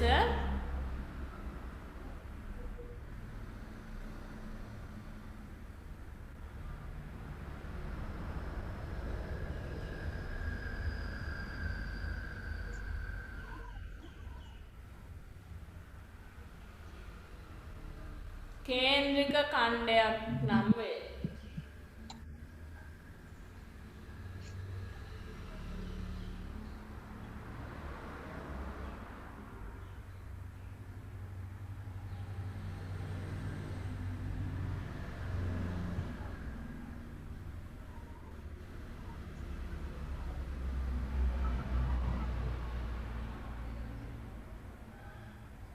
මම ඒකේ කරන්න ඕන අභ්‍යාස ටික ඔයගොල්ලන්ගේ ගෲප් එකට දාන්නම්. මම ගණන් ටිකක් මේකන ඔක්කොම කරන්න ඕනේ නැහැ ඕකේ. පොදුවේ හැමතැනින් වෙන විදියට හදලා ගණන් 3-4ක් දාන්න පුතේ. එතකොට පුතාට ඒක කරන්න පුළුවන්. right. එහෙනම් දැන් ගන්න අලුත් පොත. ඔයගොල්ලන් 9 දී ලියන්න ගත්තු අලුත් පොත ගන්න.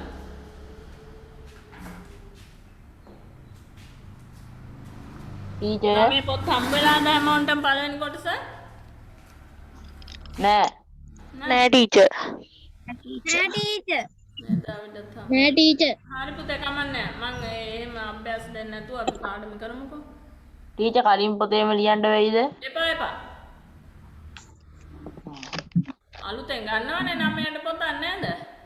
කලින් පොතේ තියෙනවනේ පුතේ අපිට මගහැරිච්ච පාඩම් ගොඩාක් තියෙනවා. ඒ ටික මම ඉවර කරනවා මෙහෙම අපි ඉස්කෝලේ මේ මොනවාද මේවා පටන් ගත්තත් ඔයගොල්ලන්ට ඔන්ලයින් ක්ලාස් එකක් දාගෙන අටේ ටික ඉවර කරනවා. හරි? ටර්ම් ටෙස්ට් ලකුණු ගැන ලොකුවට හිතන්න එපා මේ සැරේ. අපි බලමු ඉතින් කල් තියනවනේ අපේ අරමුණ 11 පන්තියන නේද? මේ සැරේ ඔය ප්‍රයිස් ගේන්න නම් නැති වෙයි සමහරට. හරි අපි බලමු සංඛ්‍යා රටා පාඩම. අපි 8ත් පළවෙනි පාඩම සංඛ්‍යා රටා. පටන් ගමු අපි 9 පන්තියේ පළවෙනි පාඩම සංඛ්‍යා රටා. ලියන්න මාතෘකා.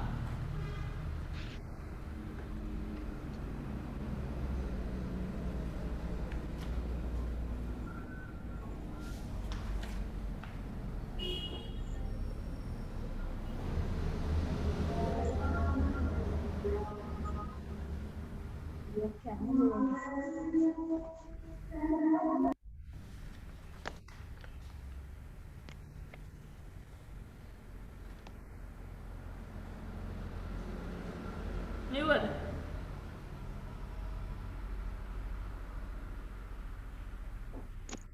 ඔව් ටීචර්. හරි.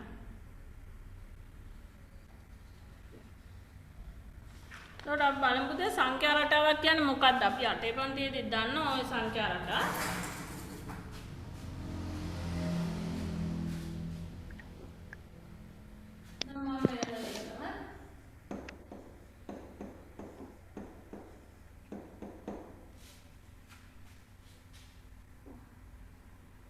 දැන් මේකේ ඔයාලට ඊළඟ පදේ ලියන්න පුළුවන්.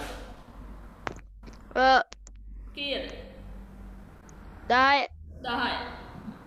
10. ආ 10. ඒ කොහොමද කිව්වේ දෙක එකතු වෙවි ගිහින් නේද? විශේෂ ඊළඟ සංඛ්‍යා රටාවනේ තියෙන්නේ ඔය. දෙකෙන් පටන් අරන්. එහෙනම් අපිට ඊළඟ පදේ ලියන්න පුළුවන්. ඒක ලියන්නද? මේ ඔන්න පොඩක් කතා කරමු. දැන් ඔයාලගේ පොතේ තියෙනවා මෙන්න මෙහෙම. 3. ඊළඟ පදේ ලියන්න පුළුවන්ද? 3. පුළුවන් මොකද්ද? 3. නේද?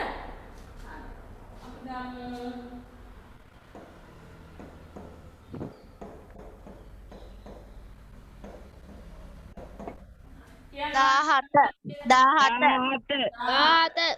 කොහොමද එකතු වෙවි ගිහින් තියනවා නේද? එහෙනම් පුතේ ඔන්න සංඛ්‍යා රටාවක් කියන අපි තව එකක් ගමු. මෙන්න මේ සංඛ්‍යා රටාව ගමු.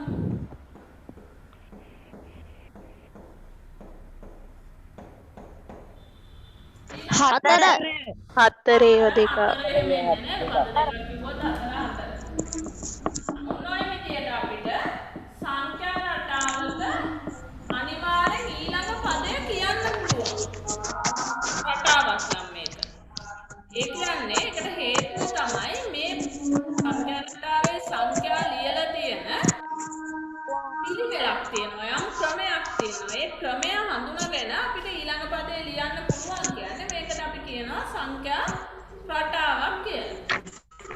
පොඩි බලන්න. අනිවාර්යෙන් අපිට ඊළඟ පදේ ලියන්න පුළුවන් මේක දිහා බැලුවොත්. යම් ක්‍රමවත් බවක් තියෙන නිසා ඒක. ඒ නිසා තමයි යාට සංඛ්‍යා රටාවක් එහෙම නැත්නම් අපි ඔකට කියනවා සංඛ්‍යා අනුක්‍රමයක් කියලා. හරි? අලියන්නේ උදාහරණ ඕන ඉස්සෙල්ලා මෙහෙම ලියලිනවා. ලියන්න. යම් සංඛ්‍යාවකින් ආරම්භ කර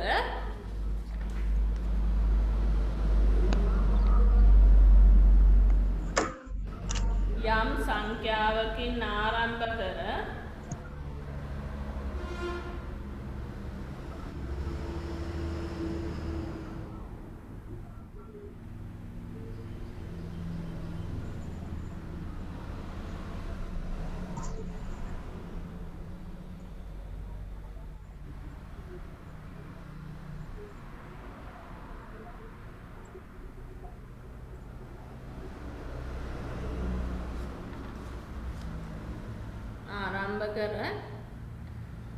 නිශ්චිත ක්‍රමයකට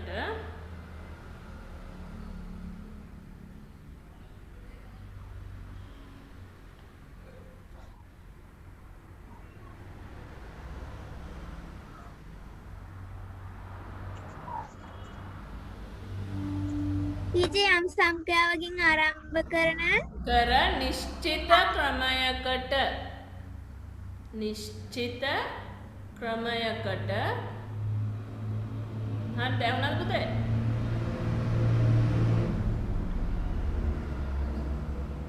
නිශ්චිත ක්‍රමයකට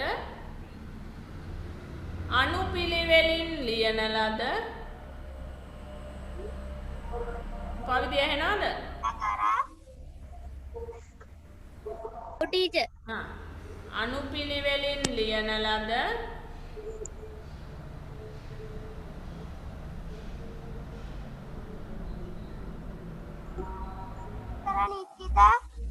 නිශ්චිත ක්‍රමයකට අනුපිළිවෙලින් ලියන ලද සංඛ්‍යා සමූහයකට සංඛ්‍යා සමූහයක් සංඛ්‍යා රටාවක් නම් වේ. සංඛ්‍යා සමූහයක් සංඛ්‍යා රටාවක් නම් වේ.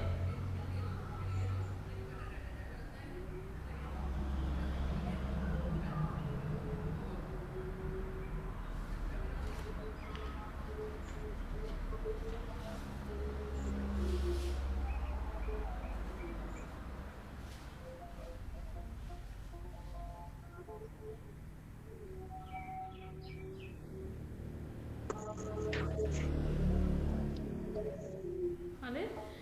දැන් අපි අටේදී ඉගෙන ගන්නවා ඕකේ අපිට ඊළඟ පදේ ලියන්න පුළුවන් මේ විදිහා බැලුවහම කියලා. හැබැයි පුතේ මේ ඊළඟ පදේ අහන එක මම අහුවා තමයි. නමුත් ඒක එච්චර ගැළපෙන්නේ නැහැ සමහර අවස්ථාවලදී. හරි? පද කිහිපයක් ලියලා තියෙනවා නම් අපිට ඊළඟ පදයේ ලෙස හිතලාගයක් දෙන්න බෑ. ඒක ගැලපෙන්නේ නැහැ. පැහැදිලිද? එතකොට වඩාත් නිවැරදිව මේ සංඛ්‍යානුක්‍රමයක් විස්තර කරන්න පුළුවන් වෙන්නේ අපිට ගණනය කිරීමකින් ඊළඟ පදයට යන්න පුළුවන් නම් අන්න ඒක හරි. අකරි රීතියක් ඕන. ගණනය කරගන්න පුළුවන් ක්‍රමයක් තියෙන්න ඕන අපිට ඊළඟ පදයට. දැන් එතකොට මෙන්න මේක බැලුවාම දැන් අපිට පේනවා තුනේම පේලියක් ඉඳලා ඊළඟ එකක් 3යි කියලා. නමුත් මෙතන ගණනය කිරීමකින් නෙමෙයිනේ ඔයගොල්ලන් යන්නේ ඊළඟ පදයේ 3යි කියන එකට. හරිද? ওই ටික දිහා බලලා ලියන්නේ. උඩේක බලන්නකෝ. උඩේ මේක මොකද පුතාලා කරන්නේ? දෙක ඒකට දෙකක් එකතු වුණා 4යි 4ට දෙකක් එකතු වුණාම 6යි 6ට දෙකක් එකතු වුණාම 8යි එහෙනම් ඊළඟට දෙකක් එකතු වුණාම 10යි. ගණනය කිරීමක් තියෙනවා එතන. පැහැදිලිද? අර මුල් පද හැම එකක්ම ගොඩ නැගිච්ච ක්‍රමවේදයක් තියෙනවා. එහෙනම් අපිට ඊළඟ පදේ ලියන්න පුළුවන් ගණනය කිරීම මගින්. මොකක්ද රීතියක් තියෙනවා ඒකේ නේද? පැහැදිලිද? එතකොට මේකෙත් එහෙමයි. මේ පද දෙක අතර වෙනස 3යි. එතකොට 5ට 3ක් එකතු වුණාම 8යි, 8ට 3ක් එකතු වුණාම 11යි, 11ට 3ක් එකතු වුණාම 14. එතකොට මේ සංඛ්‍යා රටාව පුරාම පද ගොඩ නැගිලා තියෙන්නේ 3ක් එකතු වෙමින්. එතකොට අපිට ගණනය කිරීමෙන් ඊළඟට ගියා ඔයගොල්ලෝ. නමුත් මේකේ සමහර විට මෙයා ප්‍රථම සංඛ්‍යා ලියුවා වෙන්න බැරිද? මේකට ඔහොම එන්න බැරිද? ඒක එක නෑ නෑ. ඒ වගේ අපිට කියන්න බෑ මේක දිහා බලලා ගණනය කිරීමක් නෑ. ඊළඟ පදයට යන්නේ කොහොමද කියන එක ඔය කවුද කැරකෙන්නේ පුටුවේ? පුතේ පාඩම අහගෙන ඉන්න. ආනද මේක සෙල්ලමක් නෙමෙයිනේ. දැන් 9 පන්ති.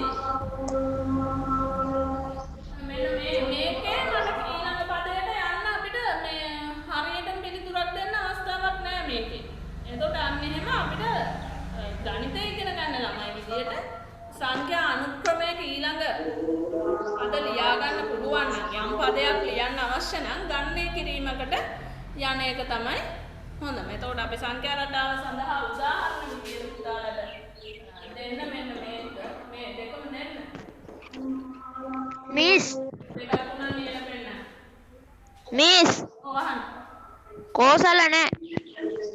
කෝසල්ට ඇහෙන්නේ නැහැ කිව්වනේ. YouTube දාන්න කිව්වා. හරි ඔය සංඛ්‍යා රටා තුනක් විතර ලියලා පෙන්නන්න උදාහරණ විදියට.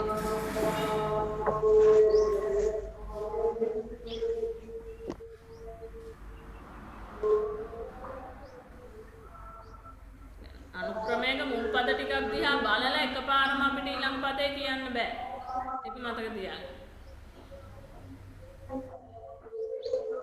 ඔකරි ගණනය කිරීමක් තියෙනවා.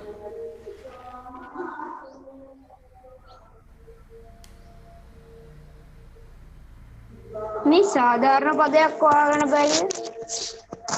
සාධාරණ පදේ සොයන්නත් පුතේ අපිට දැන් මේ සංඛ්‍යා රටාවේ මොකක් හරි ගණනය කිරීමක් තියෙන්න බෑ. නේද? රීතියක් තියෙන්න ඕන. දැන් මේකේ සාධාරණ පදේ නම් ඉතින් කියන්න දෙයක් නෑ. මේ ඒක තමයි මම කියන්නේ ගණනය කිරීම පද වෙනස් වෙච්ච ආකාරයක් නැහැනේ.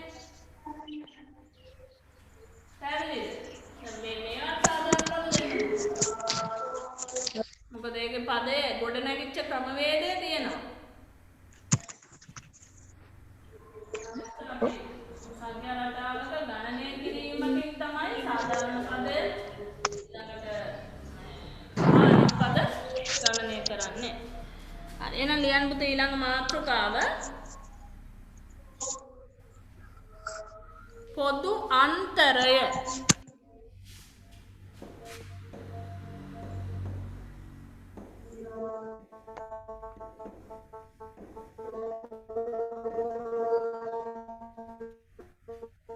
පොදු අන්තරය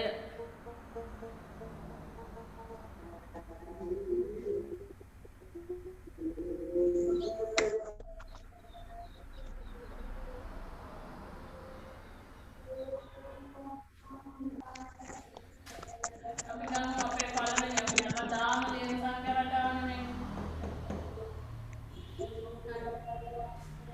එතකොට පුතේ මෙන්න මේ සංඛ්‍යා රටාවක හොඳට අහගෙන ඉන්න මෙතනින් තමයි 10 පන්තියේ මේ පාඩමෙන් තමයි 10 පන්තියේ දෙවෙනි වාරයට එනකන් ඕගොල්ලන්ගෙන් ප්‍රශ්න අහන්නේ.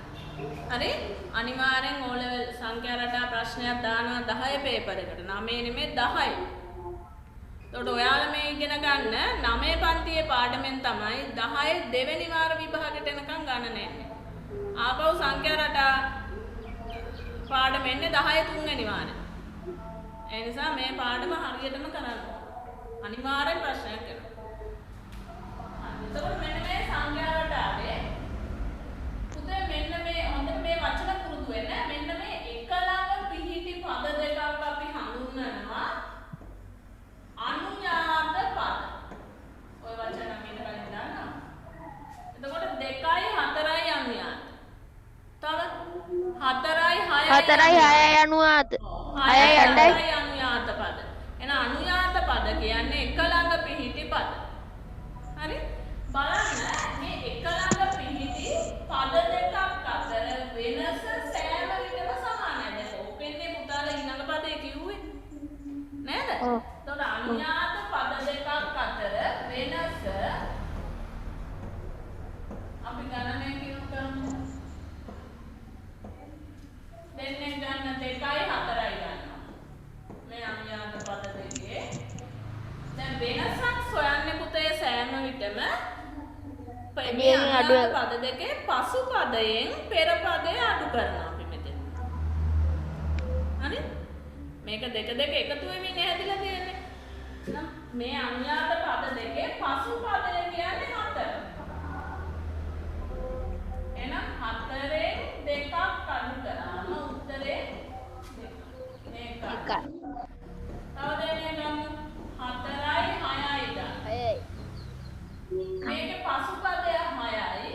පසු පදය ඒ සෙට් එකේ දෙක. සමානයි 2යි. 4 අඩු කරාම 2යි. තව දෙන්නේ ඉන්නවනේ 6යි 8යි. 8ෙන් අඩු 8යි. 6ක් අඩු කරනවා සමානයි 2යි. 2යි. අනුයාත පද දෙකක් අතර වෙනස සෑම විටම නියතයක් සමානයි 2යි. අන්නේ දෙකට අපි කියනවා නමක් මේ සංඛ්‍යා රටාවේ පද දෙකක් පොදු පදය අන්තරය කියන්නේ අඩු විනාඩියක් දෙන්න පුතේ මට. අන්තරය කියන්නේ අඩු කිරීම කියන එක. පොදුයි කියන්නේ හැමෝගෙම අන්තරය 2 නිසා. පැහැදිලිද පොදු අන්තරය කියන එක? මොකද්ද නැස්සර දැහුවේ? දැන් ප්‍රශ්නයක් අහුවද මොකක් කරේ? නෑ මිස්. නෑ නේ? එහෙනම් ලියා ගන්න. ඔය ටික ලියන්න ඉක්මනට.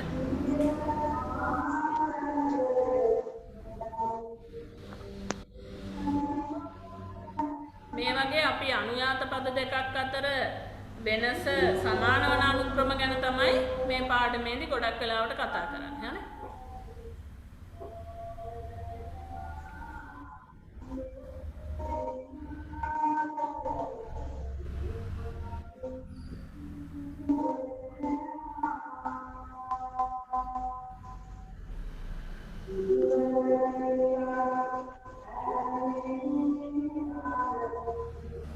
හරි මිස්.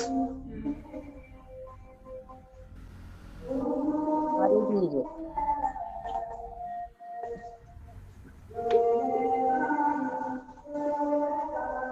හරි ටීචර්. හරි නේ?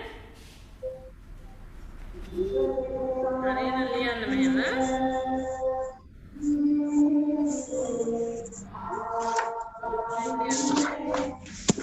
අනුයාත පද දෙකක් අතර වෙනස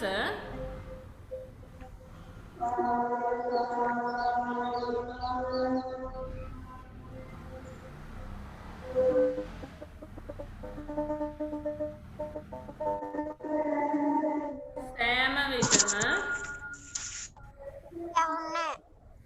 අනුයාත පද දෙකක් අතර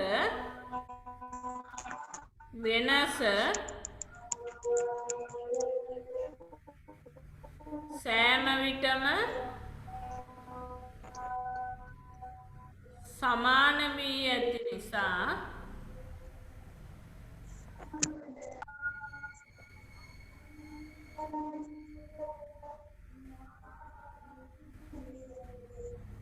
එම නියතය සමාන වී ඇති නිසා එම නියතය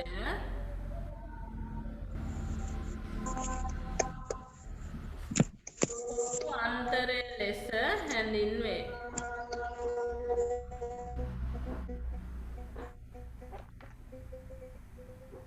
පොදු අන්තරය ලෙස හැඳින්වේ.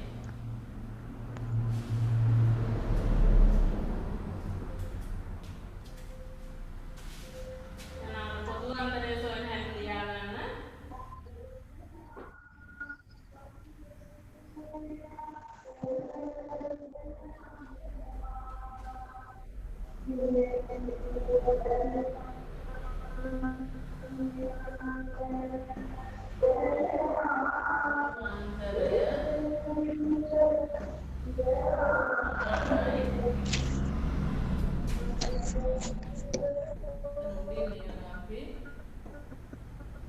අනුයාත පද දෙකක මේකෙදි ලියන්න පසු පදය අඩු කිරීම පෙර පදය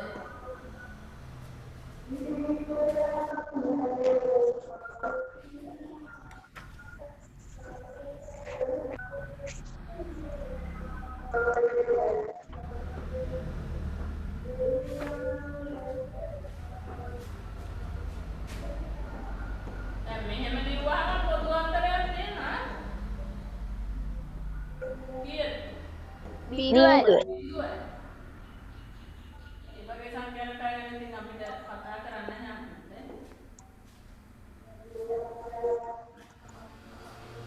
අයනවන පොදු අන්තරය සොයා ගන්න පුළුවන්. අපි පොදු අන්තරය ගන්න කිරීමට යමු. ඊළඟ කොටසත් එක්කම පොදු අන්තරය කියන්නේ පසු පදයෙන් පෙර පදය අඩු කරනවා.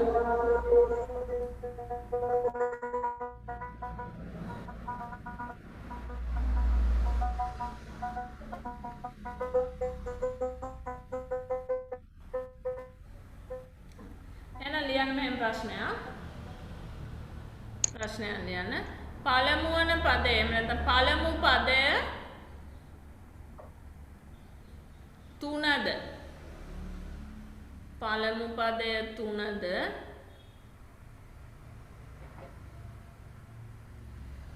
පොදු අන්තරය 4ද වූ සංඛ්‍යා අනුක්‍රමයේ මුල් පද පොදු අන්තරය වූ සංඛ්‍යා අනුක්‍රමයේ පළමු පදයේ 3ද මොකක්ද පුතේ?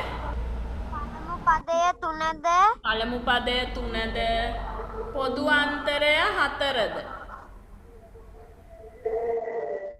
වූ සංඛ්‍යා අනුක්‍රමයේ මුල් පද 3 ලියන්න.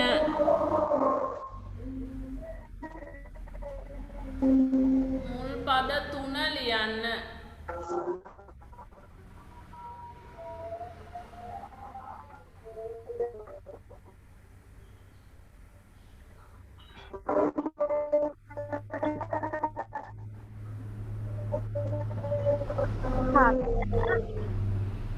පද 3 ලියන්න. 7 11 15. අපි පටන් ගන්නවා දැන් පළමු පදේ දීලා තියෙනවනේ කීයද? 3 3. එතකොට පොදු අන්තරය 4යි. ඒ කියන්නේ මෙයාට 4ක් එකතු වෙලා තමයි ඊළඟ හරි පදේ මිස්. හැදෙන්න ඕනේ. මේ දෙක අතර වෙනස 4යි නම් නේද පුතේ? ධන 4ක් නේ තියෙන්නේ. ඒ කියන්නේ 3ට 4ක් එකතු වෙන්න ඕනේ. 7 එතකොට කීයද එන්නේ? 7යි 7යි 4යි 11. 11යි. පද 3යි නේ අහන්නේ. ඔන්න පද 3. හරි පොදු අන්තරය 4යි නම් ධන 4යි නම් ඒ 4 එකතු වෙන්න ඕන පදේ. තව ප්‍රශ්නයක්. හරි ලියන්න. පළමු පදය 7ද පළමු පදය 7ද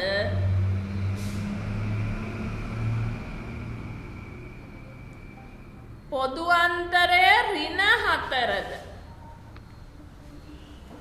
පොදු අන්තරය ඍණ 4.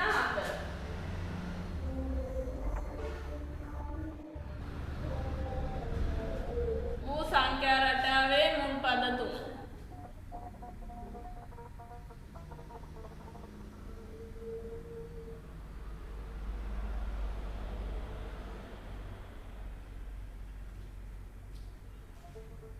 පොදු අන්තරය පොදු අන්තරය පුතේ සංඛ්‍යා රටාවේ ඍණ 4. ඍණ 4. වූ සංඛ්‍යා රටාවේ මුල් පද 3. එතකොට පටන් ගන්නවා 4ද දැන් මෙයා ඍණ 4ක් එකතු වෙන්නේ. ඔන්න බලන්න වෙනදී. ඒක පොදු අන්තරය එකතු වෙමින් තමයි ඊළඟ පද හැදෙන්නේ. හැබැයි දැන් එකතු වෙන්නේ ඍණ 4ක්. එතකොට මොකද වෙන්නේ? 7න් 4 8 වෙනවා නේද? ඍණ 3. දැන් ආපහු 3ට පොදු අන්තරය එකතු වෙනවා ඊළඟ පදේ හැදෙන්නේ. ඍණ 3යි ඍණ 4යි කියන්නේ ඍණ 1යි.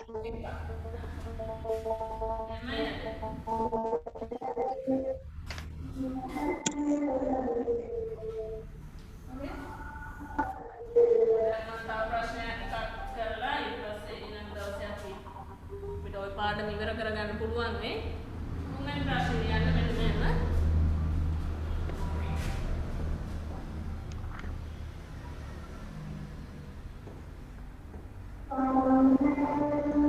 සොයිඩිය ලියා ගන්න. ඔව් ලියන්න ඊළඟ ප්‍රශ්න. 12 7 ධන 3යි.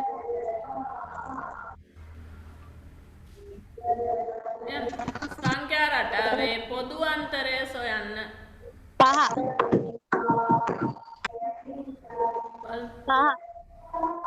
12 ඔව් ඍණ 5 ඍණ 5යි.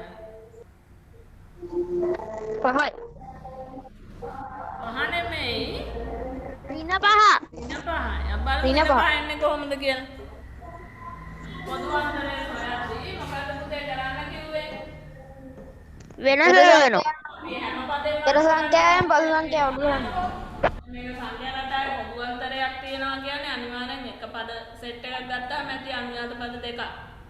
හරිද? හැමතැනම පොදු අන්තරය හොය හොය යන්න ඕනේ නැහැ. පෙර සංඛ්‍යාවෙන් පසු සංඛ්‍යාව අඩු කරනවා. මෙන්න මෙයා පසුපදේ. ලොකු එකේ පොඩි එක අඩු කරන්න එපා. හරි? පසුපදයෙන් පෙර පදේ හැමතිස්සෙම අඩු කරන්න.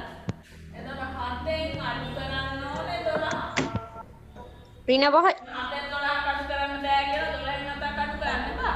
7 ඍණ 12. 7ෙන් 12ක් අඩු වුණාම ඍණ පැත්ත වැඩි. එහෙනම් මොකක්ද යන්නේ? 5යි ඍණ 5. තේරුණාද?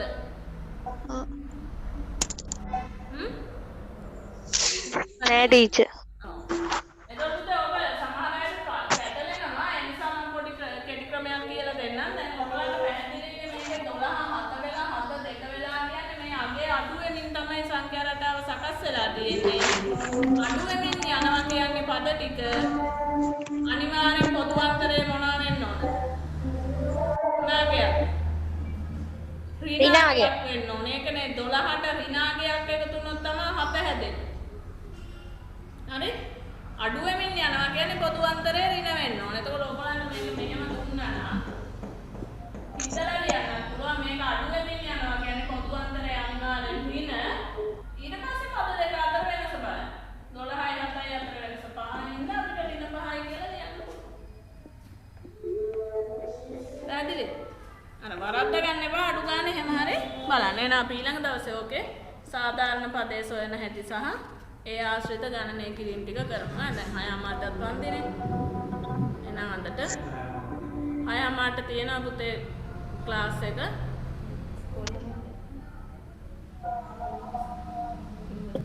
ටීචර් පන්ති ඉවරද? මේ පන්ති ඉවරයි. හරි ආයිබෝන්. ඉවරයි. ආයිබෝන්.